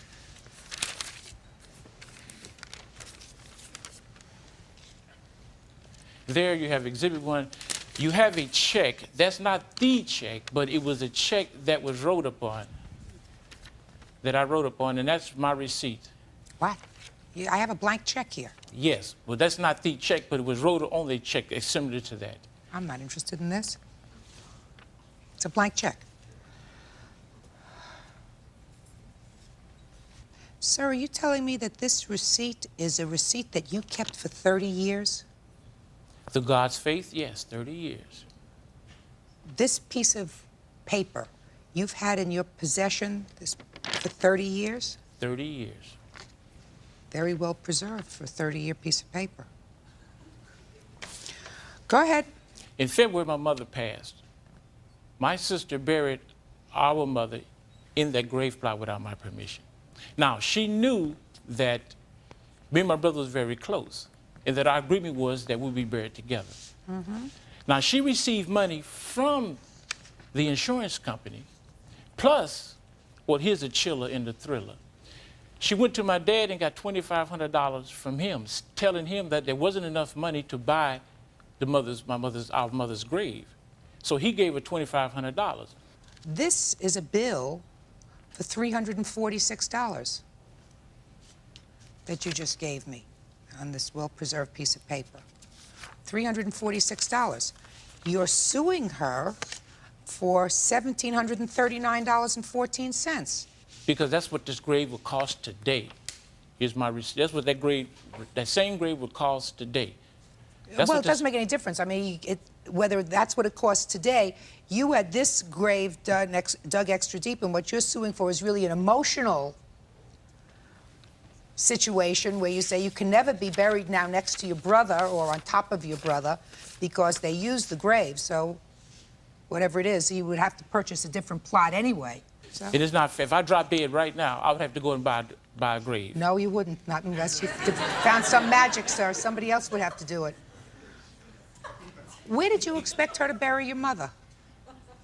My mother had an insurance policy to take care of her. Did you go to your mother's funeral? No, I didn't. No. Why not? Well, at the time, being my mother, because of her, me and my mother wasn't on speaking terms when she passed. How old was your mother? 70, Oh, that's not old. Did she die suddenly? died of cancer. So it was a long illness. Yes. Did you visit with her during her illness? Up until a couple of years before she died. But you didn't go to her funeral? No. Did you know where she was buried?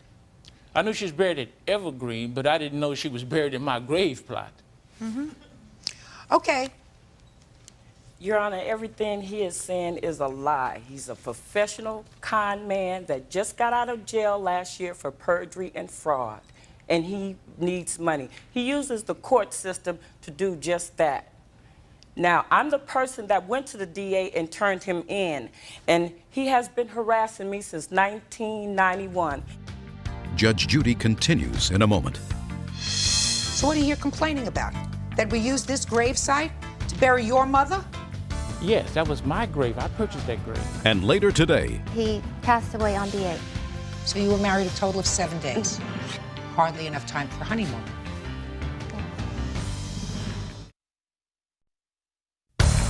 real cases, real people. Judge Judy. Preston Simmons and his sister, Teresa, are fighting over the extra space in a burial plot that Preston wanted for himself. Go ahead. I have a list of the restraining orders that I have against him.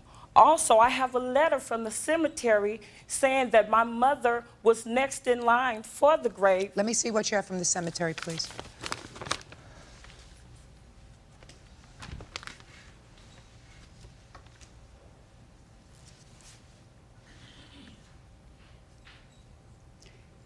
Terry Lee was your brother who was killed? Yes.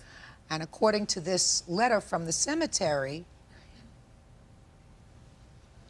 Terry Lee listed your mother on the papers before he died. No, my mother went and she gave Preston the money. She trusted him at the time to pay for the grave. Did your mother give you this money? No, mother didn't give me the money. I paid for that grave myself, and I paid with it by a check. You mean like the blank check that you gave me? Yes, it was wrote up on a check, exactly like this check here. The check number is down at the bottom on your right-hand side of my receipt. I have a witness, an eyewitness who was there when I bought the grave. He was a pallbearer at my brother's funeral. Excuse me, Your Honor, I flunky. He will tell any lie. Let me, just a second. I have to hear him, madam.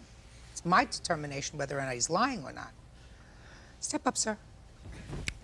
Tell me your name. My name is Andrew Garrett. Tell me what you know about this. Well, Your Honor, all I know is that when Terry Lee passed away, I took Mr. Simmons down and he bought a plot. And that's all I know.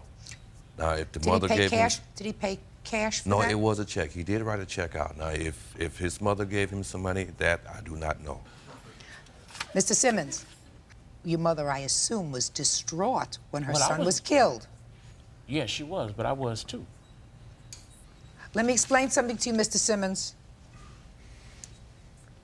A sibling is never touched by the death of a sibling as a parent is touched by the untimely death of a child. That's not the order of things. The order of things is parents go first. Don't try, Mr. Simmons, to compare the way you felt to the way your mother felt if she was a normal person. So you really don't know where he got the money from to buy this? No, I do not. Okay. Just for my own information, did you get money from your father? No, I did not. No, we paid cash up front, my sisters and I and my aunt, because we could not find my mother's policies at the time. How much did the funeral cost? It cost us $5,165. Was there any insurance that covered any part of it that was ultimately paid? No, when we got the insurance money back, it was $3,600. And who absorbed the rest of the cost? The different siblings that she had beneficiary. So that the four of you covered the difference between what the insurance covered for the funeral and the... Actually, it was more, Your Honor. That's not true, Your Honor. I has a piece of paper where she received $2,600. From? From my mother's benefit of her insurance. Do you know how much the funeral cost, sir? No, I don't. Well, that she just said it cost over $5,000. That's not an unreasonable amount. That's what funerals usually cost. No, but my dad gave her. She went to my dad and told my dad there wasn't enough money to purchase the grave, not the funeral. Don't tell me what you told your father, sir. What I'm telling you is, even if she got, according to your papers, $2,500 from your father, even if I believe that, the funeral cost $5,000 plus. So what are you here complaining about? That we used this grave site to bury your mother? Yes, that was my grave. I purchased All right, that grave. I've heard enough. This case is dismissed. That's all. Thank you. Parties are excused. Step out, please.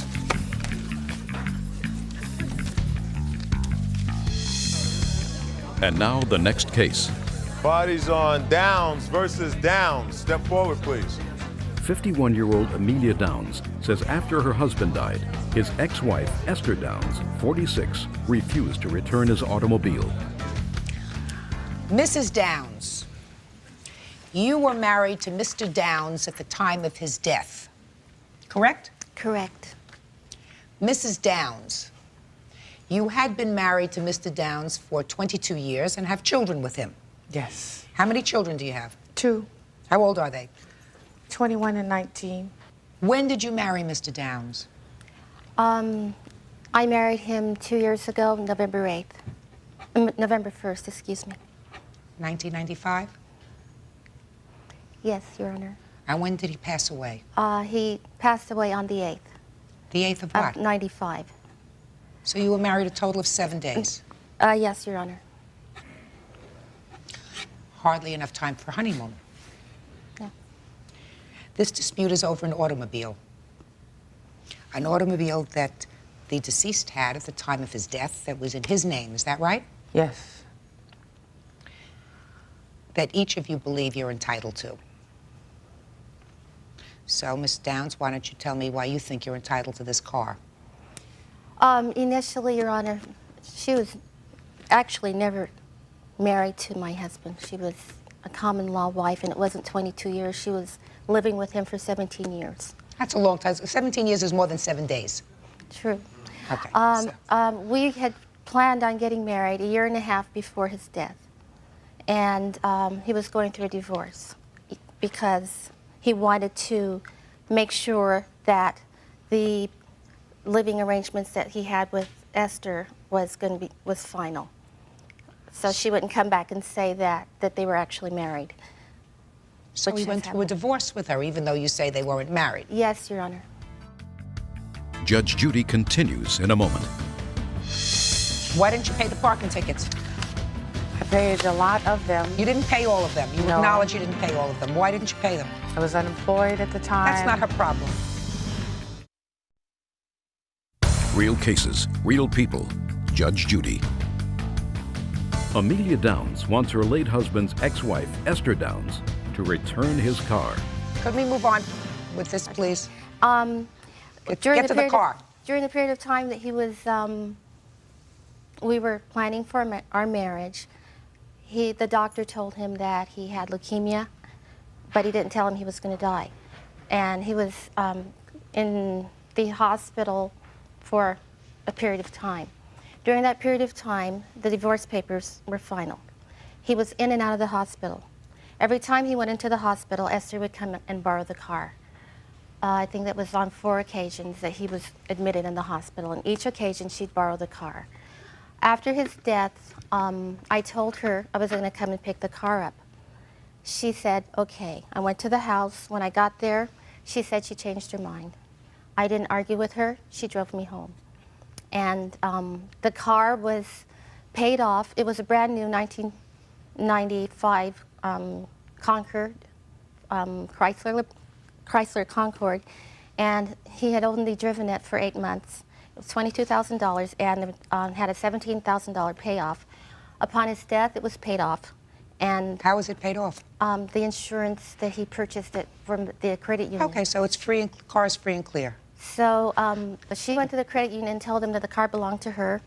I told them that it belonged to him because it was in his name. They didn't know who to give the pink slip to, so she has had the car ever since. Ever since 1995? Yes. Now, you say that you spent some money on this car. Yes. Tell me about the money that you spent on this car. She got a lot of citations, parking citations, and other citations for not having tabs on the vehicle because she was driving it. And then the car was towed from in front of her house, where it stayed in the tow yard for 3 months. I assumed she wasn't going to take it out, perhaps because she may, I don't know if she does or not, have another car. I was told that the car was going to be auctioned, so therefore I didn't want to auction. I said if I can sell the car. So I paid off her citations. I took the car out of hock, and all of that equaled $4,000 plus dollars. You have proof of that? Yes, Your Honor. Can I see it, please? Why didn't you pay the parking tickets? I paid a lot of them. You didn't pay all of them. You No. acknowledge you didn't pay all of them. Why didn't you pay them? I was unemployed at the time. That's not her problem. No, but it's my reason. No, but that's not her problem.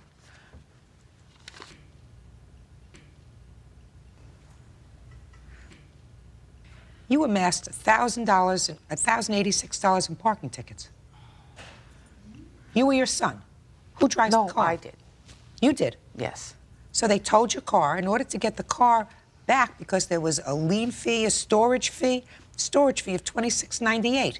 I didn't have the money. So she paid it, $4,000? Yes. And you still have the car? No. Who has the car? I had the car towed to my house, Your Honor, because I thought I was going to be able to sell it, but I can't even park it legally on the street because it's not registered. I can't register it because I don't have the pink slip and I can't get the pink slip. Where's the pink slip? The credit union won't release the pink slip because she says that she owns the car, and I say my husband owns the car, and they want a judge to tell them who to give the pink slip to. All right. You have 2 minutes to tell me why you think this car is yours. I don't really think it's mine. I think my sons have an interest in his estate. Since he didn't have a will, I was named designator for something. My sons were designator for something else. So your sons receive funds? No, they haven't. They were designated beneficiaries, which they have not been able to collect. Well, I assume that eventually, if they are designated beneficiaries, they're going to be collecting that money. So. In your judgment of divorce, it provided that the car was his alone, correct? Yes. Okay. Judge Judy continues in a moment. It seems to me this car was purchased in 1995. $22,000 is what it was purchased for. Let us assume that it is depreciated over the last 2.5 years, and it is worth somewhere around $15,000. Let's assume that. You paid $4,000 just to get the car out of hock that you put the car in. Right? Yes. Good.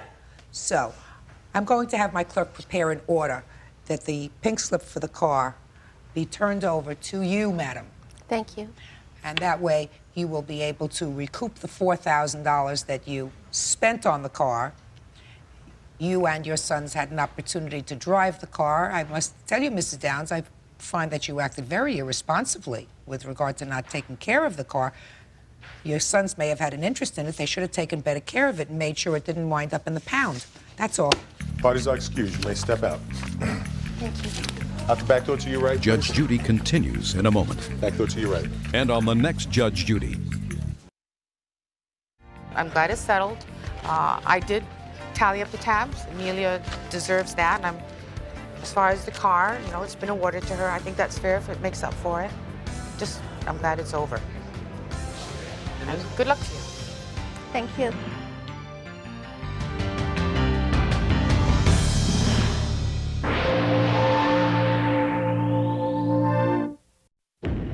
We grew up together. We've been through thick and thin. But these boyhood friends parted company when one of them won $500,000. After that, I couldn't be friends with him no more because he had a swelled head. Your Honor, Step up here, he's sir. lying, Your Honor. Just a second. That's my strong suit, sir, to tell who's lying. What makes sense? Common sense.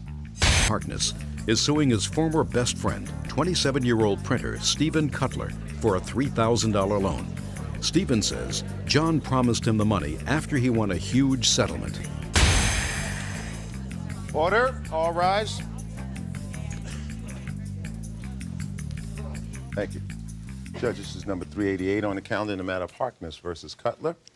Parties have been sworn in. Judge, you may be seated. Sir, proceed, please. Former friends. Correct. Fight over money. Not correct. Unfortunately. Well, that's why we're here, sir, because this is a dispute over money. Correct. According to you, Mr. Harkness, you lent Mr. Cutler $3,000. Yes, that's correct. Mr. Cutler says it was a gift. Correct. So why don't you tell me, sir, how did this loan come about?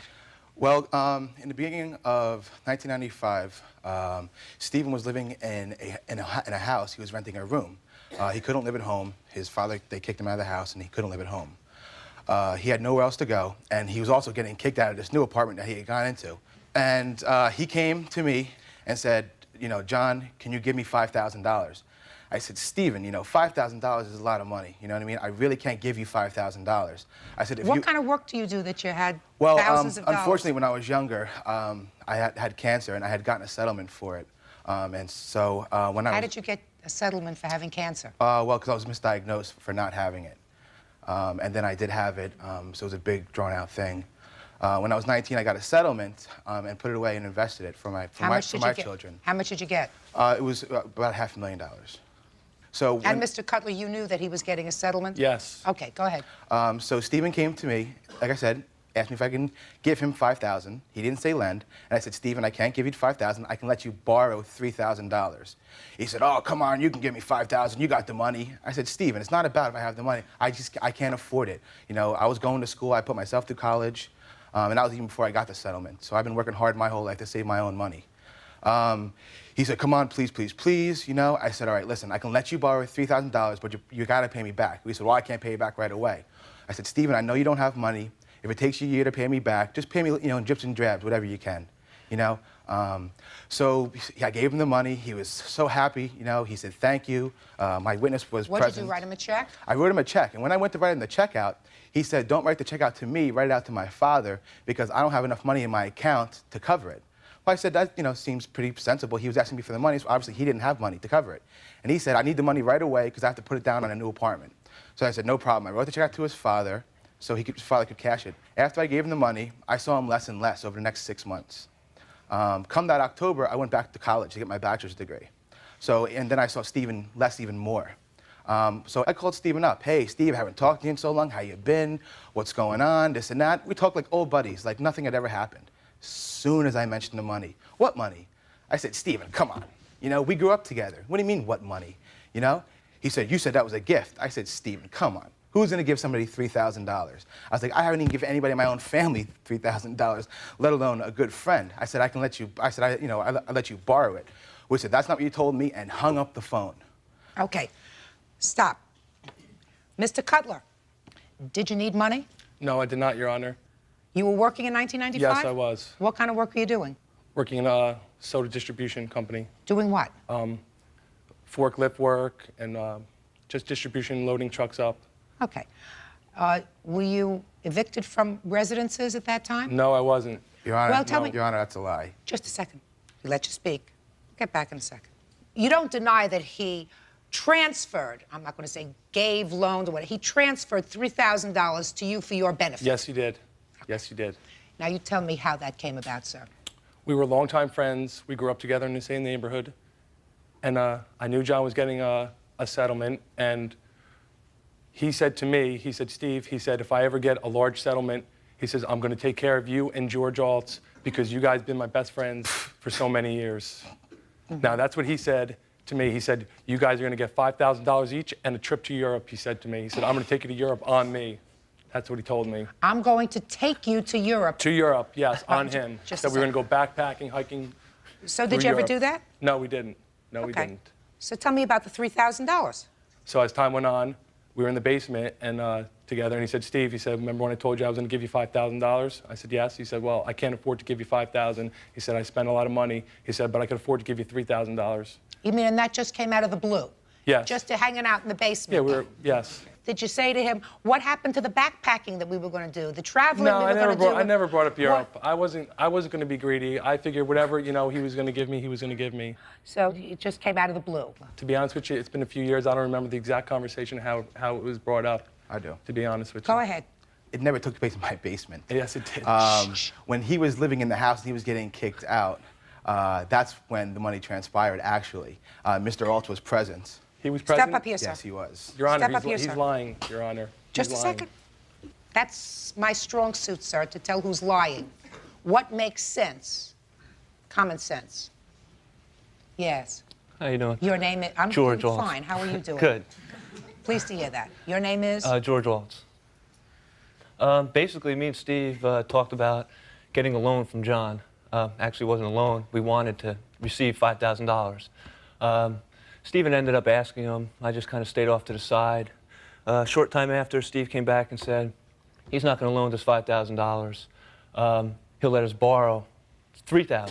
Why were you looking to borrow money? Because I was in debt at the time, and I had a lot of bills. So did Stephen.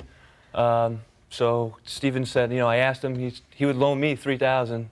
I said, I don't want a loan. If he's going to give me $3,000, I'll take the $3,000. I don't want another loan to get out of debt, to get back in debt with a friend. So I said, it's not even worth it. Why would you think that your friend, Mr. Harkness, would give you money? Like, we grew up together. I would. You got to understand our circumstances. You know, we've been through a lot since little kids. I thought maybe we can get some money from him as a friend. Sure, step up here. Who are you? My name's Joseph Smeltzer. I know all three of these men here for well over 15 years. When John received his lawsuit, for years, well before he received it, Steve and George had been his best friend, lifelong best friends. John had bragged countless times, and specifically, that he was going to take care of them financially and give them a gift. That's a lie, Your Honor. Just a second.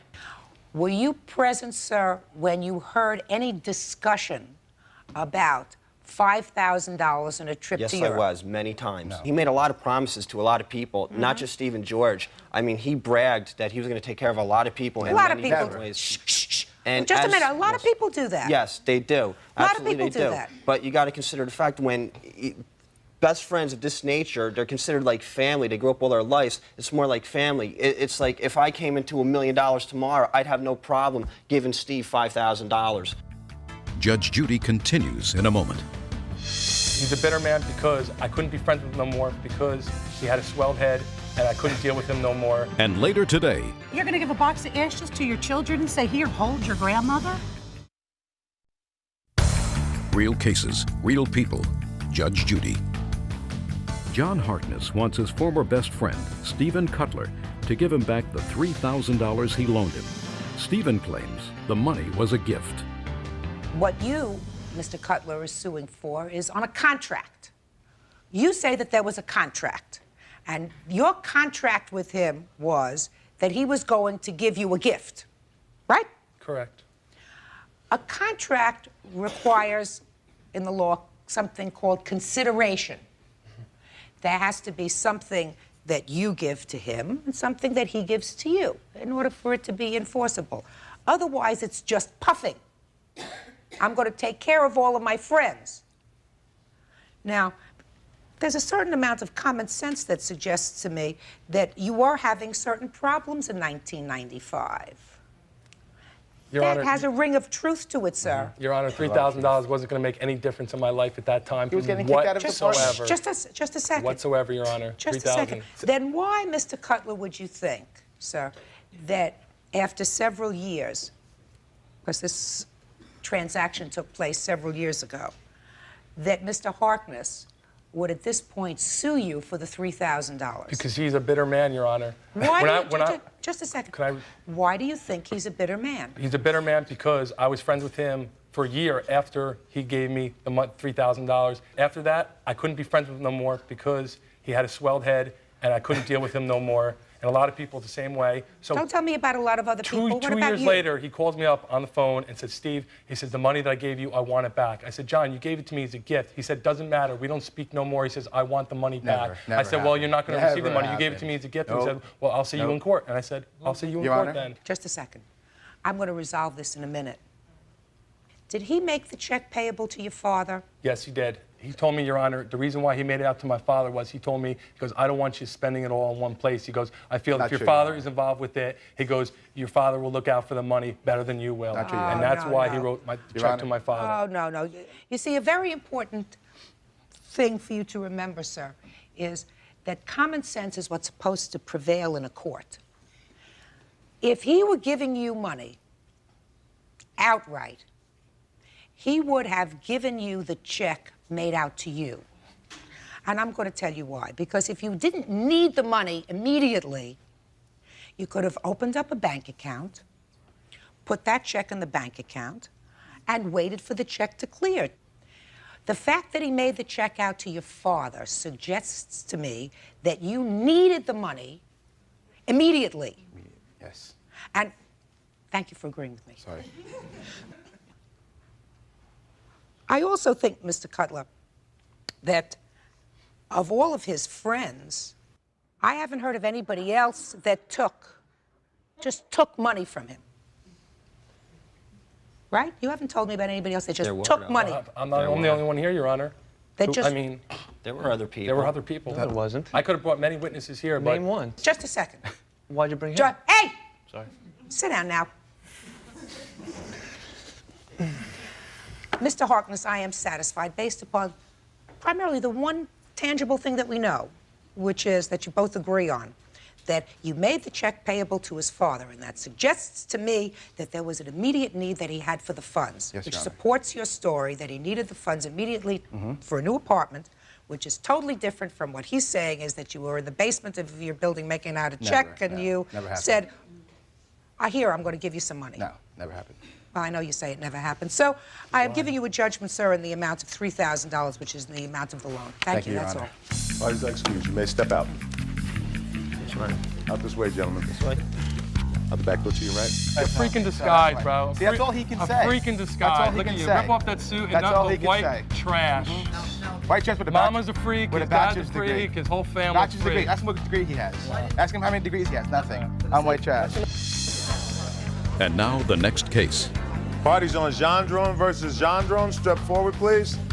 42-year-old Suzanne Gendron wants her former sister-in-law, Teresa Gendron, to return the ashes of her mother. Very strange case. And very old. Your mother died 21 years ago, according to your complaint. Correct. How old was she when she died? She was 54. And according to your complaint, your former sister-in-law, that's you, has her ashes. Correct. And she's had them for 21 years. Yes. You want them back? Yes, Your Honor. First, what took you 21 years? I have been asking her since my children were born. We had an agreement that if and when I had children, because I was not married when my mom passed on, if and when I had children, that she would give the ashes to me to watch over my children. And when did you make this agreement? This was the year after my mother died, and we had agreed to that. And I began asking her for them when my daughter was born. My daughter, Sarah Louise, she's named after my mom. And I have not been successful in getting them from her since then. And we need her very much. Judge Judy continues in a moment. You don't know what it's like growing up in a house Well, full of that, men you know, it's with not no like woman's Susan. touch. Susan, I'm No sorry. one- What woman's touch are you going to get from an urn or an ash? Real cases, real people. Judge Judy. 42-year-old Suzanne Gendron wants her former sister-in-law, Teresa Gendron, to return the ashes of her mother. Hello. How are you? So? I never agreed to give her back the ashes when her children were born. My mother-in-law confided in me that when she passed away, she wanted to be cremated, and she wanted her ashes thrown where her father used to dock his boat in Long Branch. I never knew exactly where this was, so I didn't want to just take her and just put her ashes anywhere. So the reason that I still have the ashes is because to this day I don't know exactly where she wanted her ashes thrown. She asked me to do this. I took it seriously, and that's why I still have the ashes. I never agreed to give you back the ashes. Were you close to your mother before she died? Yes, I was very close. And did you hear her say, was she ill before she died? No. She was not. So No, this she was, was her not. death was sudden? Very sudden. She had a heart attack. When did she tell you that she wanted to be cremated?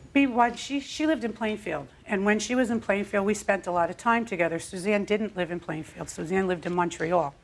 And on one of our outings or trips to the shore, she told me that this is what she wanted because that's where she felt most peaceful. That's Now, right.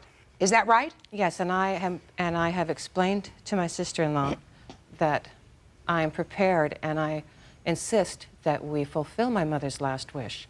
My Aunt Beth and my brother went last summer together to the exact spot where my mom wants her ashes scattered, and it was always in the agreement that I would have my mother for a short time, and then we would all go to that spot.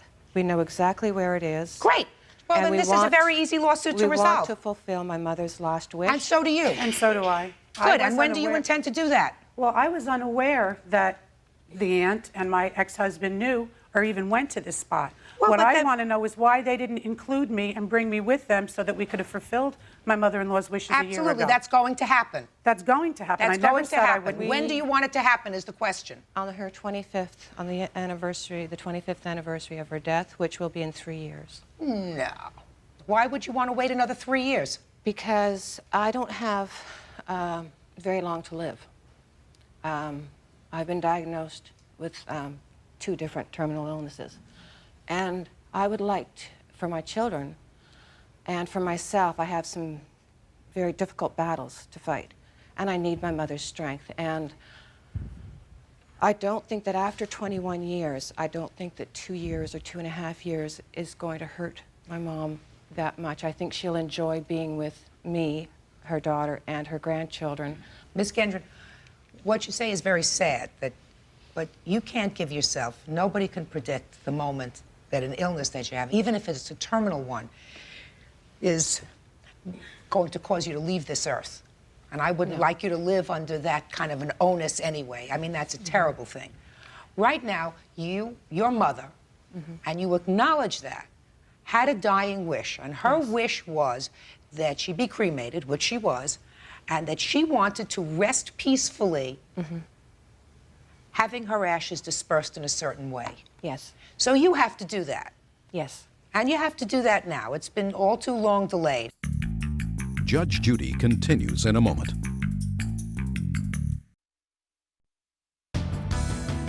What is clear to me is that every person has the right to dictate what happens to them at the time of their death.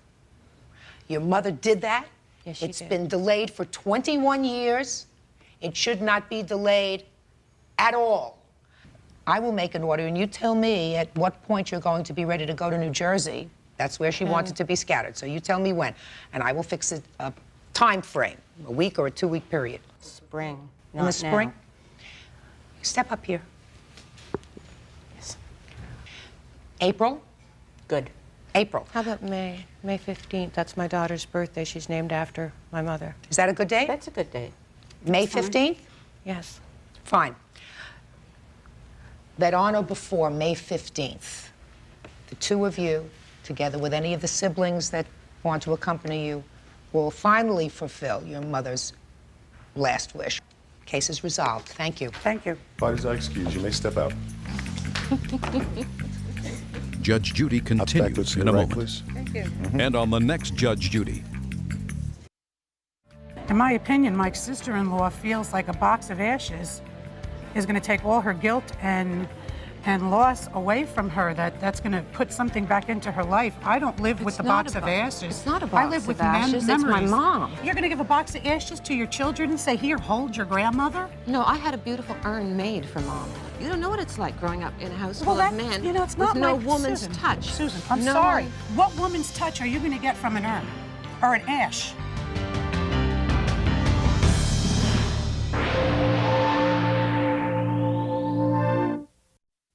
Michael, fess up.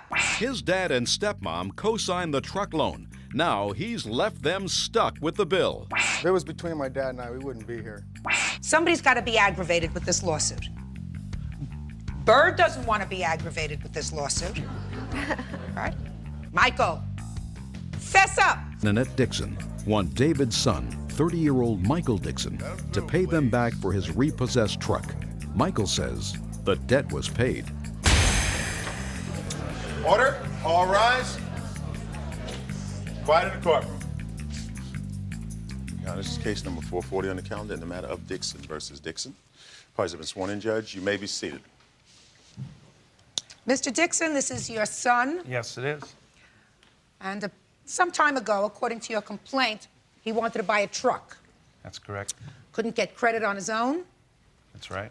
so you co-signed for the truck. Yes, I did. How old were you at the time, sir? That would make me 19. And you're 30 now? Yes, I am. And how long did you have this truck? Roughly 2.5 years. And then it got repossessed That's correct. because you stopped making. Payments. Yes.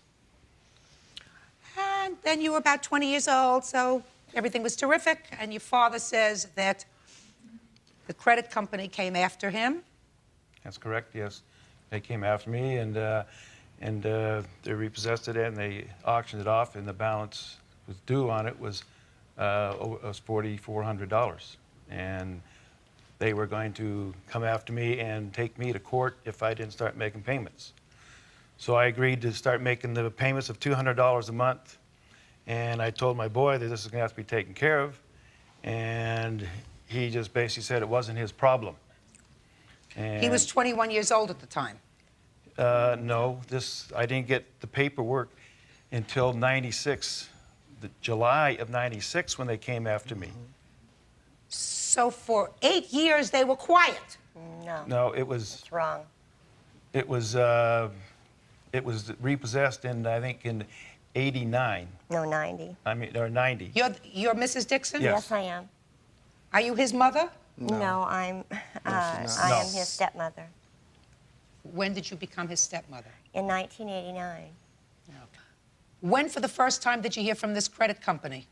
On July of '96, we got some documents in the mail from this lawyer that was taking over the case to retrieve the money that was owed on it.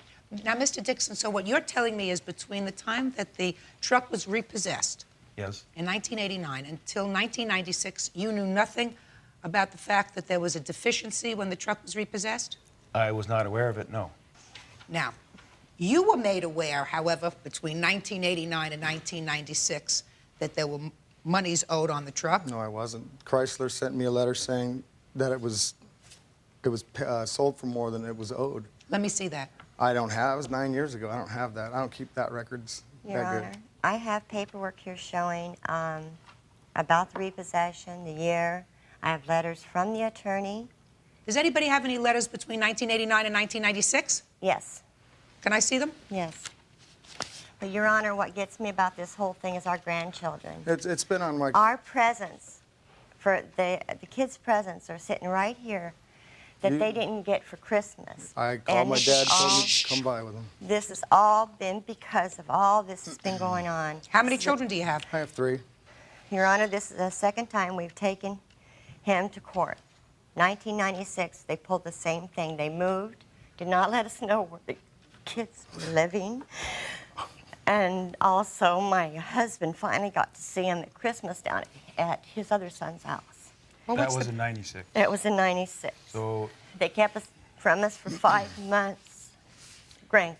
he just stated to me that the way things are at this point, it wouldn't be a good idea for us to see the kids, the You've grandchildren. always been welcome. You have always been welcome. Mr. Dixon, what's the problem, while I'm looking this over, with your father visiting with the children?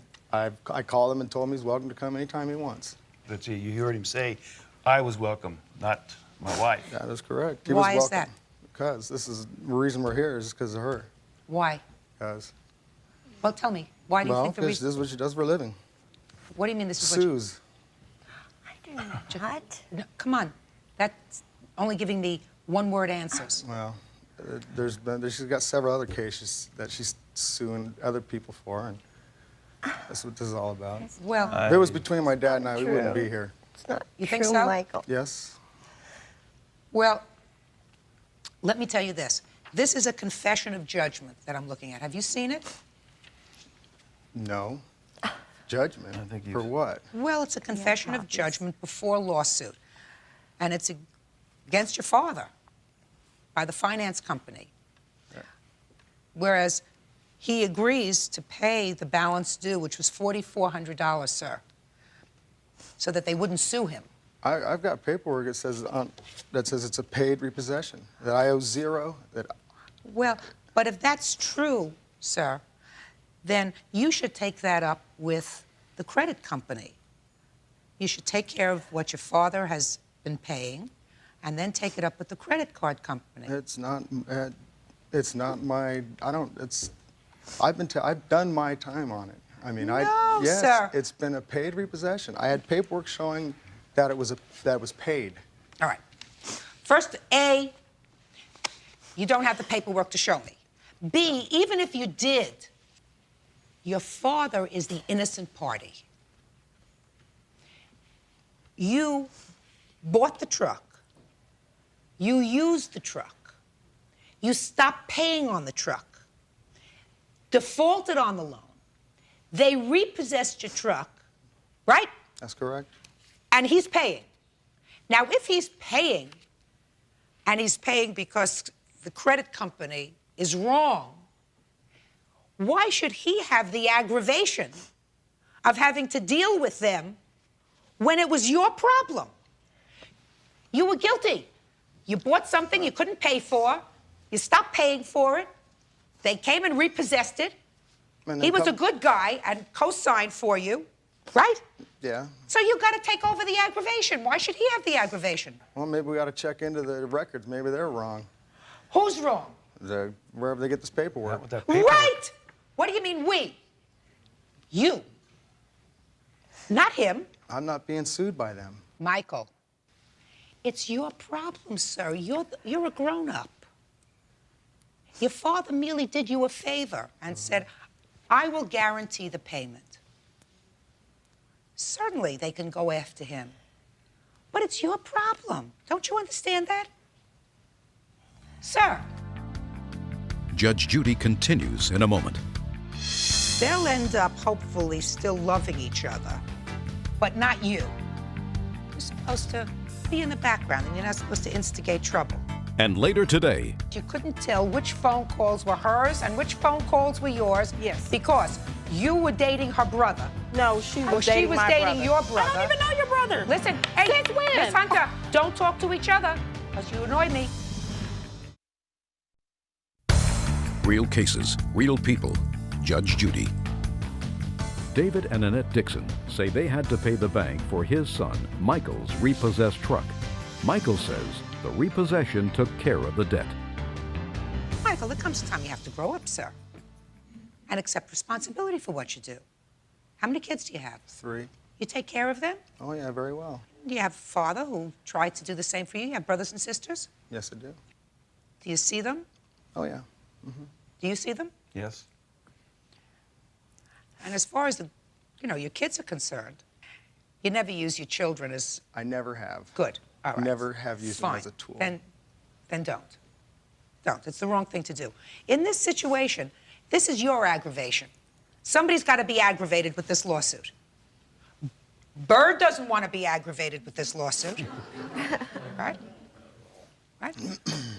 Your father shouldn't be aggravated with this lawsuit. If somebody made a mistake, then you should say, Pop, they made a mistake. Let me take it over and I'll look into it. And I'll take care of it.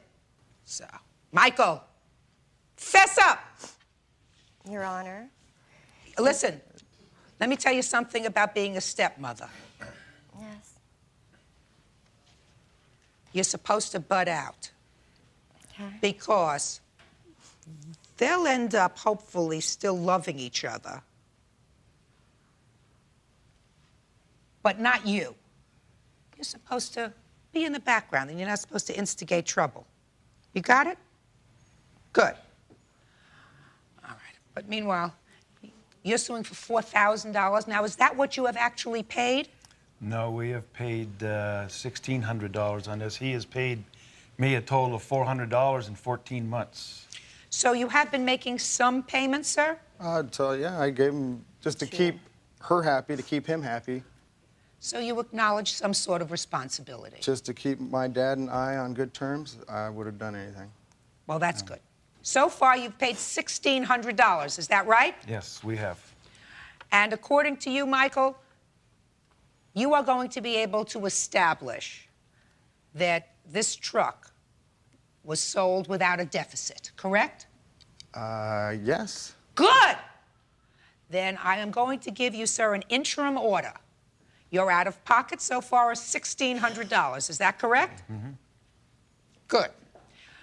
In the event, of course, Michael, that you cannot establish to the satisfaction of the credit company that they are mistaken, this is without prejudice to your father, if he has to, coming back here, if you refuse to take on the obligation for the remainder of the bill, coming back to court to seek the remainder of the judgment. Do you understand? Yeah. Do you understand? Yes. Good. Judgment in this case is for the plaintiff in the amount of $1,600. That's all. Officer, excuse, you may step out. Out this way, ma'am. Back, go to your right, please. Used to be real tight. Yeah, used to be. We used to work together every day. And he said, I can come over. Don't you remember? But she cannot. Because we wouldn't be here. That's... If it was just you and I, we wouldn't be here. That's Why not right. not, Michael? You know we wouldn't be here. And now the next case. Parties on Hunter versus Harvey. Step forward, please. 24-year-old Stephanie Hunter says her former roommate, 24-year-old Katrina Harvey, owes her for long-distance phone calls. All right, this dispute is about a phone bill. Yes. You were living with the plaintiff, is that correct? Yes, I was. How did it come about that she was living with you? Me and Katrina have been friends since we were about 16 years old. We were really close. She stayed with me before she moved away. I guess she was having problems down in Carolina where she was at. She decided she wanted to come back to California. I told her if she wanted to come back, you know, she can come stay with me until she got on her feet. And she did that. And the only arrangement was that she paid for her own long-distance phone calls. Well, what it was is she paid me $100. She only stayed a month, and she was supposed to pay for her own phone bill, yes. Okay. All the phone calls that she made, she was supposed to pay for it. Okay. And you say she left and didn't pay the phone bill. Right. And how much was her phone bill? The phone bill was $362 and... For 1 month? For 1 month. It was $362.65. Okay. Your defense. When I moved there, originally I was there for like 3 weeks total. And when I first got there, I gave her $100. And she said, the only thing I want you to pay for is for your phone calls. So I said, well, apply that to the phone calls. She's lying. Just a second. No, you're Wait, lying. Just a second. She is lying. Shh. Hey. Okay. First of all, madam, what you're telling me now is nothing remotely similar to what you put in your answer, which I have. I mean, that's a good story. No, but I told But that's a good story. But in your answer, you say... Well, she just told you that I gave her 100. Listen to me. In your answer, you say that you agreed to pay the phone bill, but the problem was you couldn't tell which phone calls were hers and which phone calls were yours. Yes. Because you were dating her brother. No, she was she dating was my dating brother. your brother. I don't even know your brother. Listen, hey, Since when? Miss Hunter, listen to me. Don't talk to each other, because you annoy me. Judge Judy continues in a moment. I don't have any sister. You do have a sister. I do not have any sister. You do have a sister. Just give me a sister then. Tell my mother that. Girl, let her know that. She has extra children. Real cases, real people. Judge Judy. Stephanie Hunter is suing her former roommate, Katrina Harvey, for unpaid phone bills. Katrina claims they both made calls to the same phone number, making them equally responsible for the phone bills.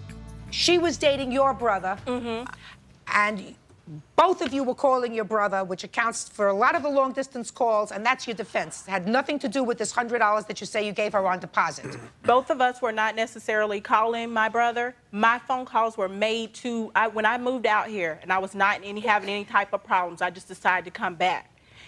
When I decided to come back, she, God, I forgot my thought. Because you're lying. No. Miss Hunter, listen to me. Miss Hunter, if you speak to her again, I'm going to dismiss your lawsuit. Okay. Understood? Okay. And then you're going to leave here with nothing. Okay. Not even the opportunity of having it heard. Okay. The calls that I were making were to my place of employment because I transferred out here. That number Can I and see my the phone son's father is the only. I've made some calls to my brother, but not as numbered, not as nearly any of that. All right. Now, 803 is where you came from, is that right? Yes. Area code 803. Mm-hmm. And what's 813? I have no idea what 813 is. The highlighted portions are Trina's calls. Judge, excuse me? The highlighted portions are Trina's call, and Judge, Just a second, you say that, but what I'm trying to figure out is most of these calls are to an 803. Mm-hmm. That's Columbia, South Carolina. Right. The ones that are circled in blue are mine. They're a bottom portion. There's about 5 phone calls that are mine. I understand that. And that's to Newcastle. Listen the to me. 813, I don't know. St. Petersburg, Florida. Who lives in St. Petersburg, Florida? Her Who friend knows? Angela. She has a million men. Who knows? Who Listen to me. knows in Florida? Hey, who knows? One more time, and then you're both gone.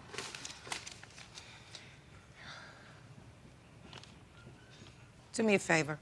Would you add up all these Newcastle calls here for me? Sure. And how does she want a reconnect fee when her phone was already disconnected long before Katrina, she ever received that bill? Just a second. No, it wasn't. Yes, it was. You was calling me from a payphone harassing me. No, I wasn't. Yes, you were. Trina, that was after that.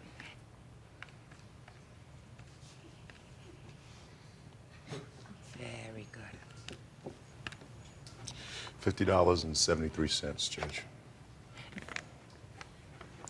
Now, $312. How much, madam, did you give her towards your phone bill? $100. I don't believe you. I don't believe that the $100 was towards that, because if it was, you would have absolutely included it in your answer. So forget about the $100.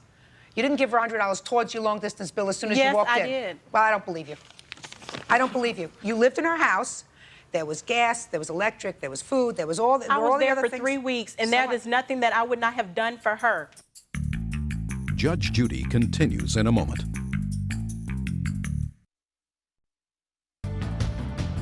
I don't believe you, but let us assume I did believe you. You still would have owed her over $200 for the phone. How much did you give her? I'm just trying to tell you that she was calling my brother just as much as I was using that phone. That's how come we cannot determine which one of those calls were hers and what were mine. I can determine it. 803 is where you came from, correct? Uh-huh. And my brother comes from 803, Just a second. Do you have your last month's phone bill, the phone bill? Yes, I do. A couple of months ago. Can I take a look at I it? do, and I also have my... Shh, don't. Okay. Just give me what you have. Okay. Here you go. Because This what I one would too. like to do is just to compare to see how many times she called her brother in previous months. She did not get in Call her touch with him boyfriend. until she got in touch with me. You know, you got a good story all the time. I'm just going to look at this and see. Just a second. Now, she wasn't very close to your brother. No. She wasn't very close to your brother. And this is for what month? June? Oh, yes, this is the same month. Yeah. And then you come. I do not believe, madam, that you gave her $100 in advance towards your long-distance bill. I don't believe that at all. What you owe is $312, and the judgment in this case is for the plaintiff in the amount of $312. That's all. Parties are excused. You may step out. Judge Judy continues in a moment. And on the next Judge Judy. She's scandalous. You know what I'm saying? She's scandalous. Point blank, that's why she ain't got nothing, ain't gonna have nothing, ain't nothing good gonna come to her. Her family, her brothers, her sisters, I guess, her mom. I don't have any sisters. You do have a sister. I do not have any sisters. You do have a sister. Just give me a sister then. Tell my mother that. Girl, let her know that. She God, has extra children. She got a sister named Kathy. She lying. Girl, God gonna strike you down.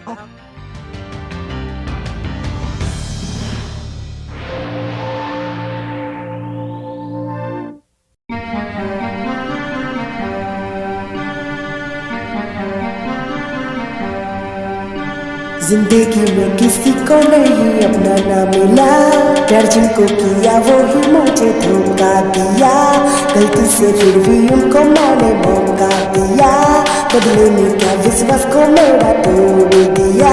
मजबूर नहीं मैं क्या, कमजोर नहीं मैं क्या, प्यार करना सबसे बड़ी गलती है तो ये कसूर नहीं तो और क्या, अफसोस है ये मेरा जिसको दिल से चाहा, मतलब से चलती थी वो इसीलिए मुझको छोड़ दिया, दिन रात बहुत रोया, सोचा क्या क्या मैंने खोया, कोई भी नहीं था साथ में जो आज भी भूल नहीं पाया। जिंदगी में किसी को नहीं अपना ना मिला, प्यार जिनको किया वो ही मुझे धोखा दिया, गलती से फिर भी उनको मैंने मौका दिया, बदले में क्या विश्वास को मेरा तोड़ दिया। एक दिन मेरा सब कुछ था, आज कुछ भी नहीं रहा, और मेरे जिंदगी में आके मेरे फीलिंग्स को तू क्यों ऐसे तोड़ दिया, जैसे मुझको छोड़ दिया, मेरे दिल को तोड़ दिया। एक दिन आएगा जिस दिन तुझको कोई मेरे जैसा रुलाएगा, फायदों से चलती है तू, आज बदल गया है तू, वादा किया था एक दिन साथ में रहेगी, बेवफा निकली आज तू।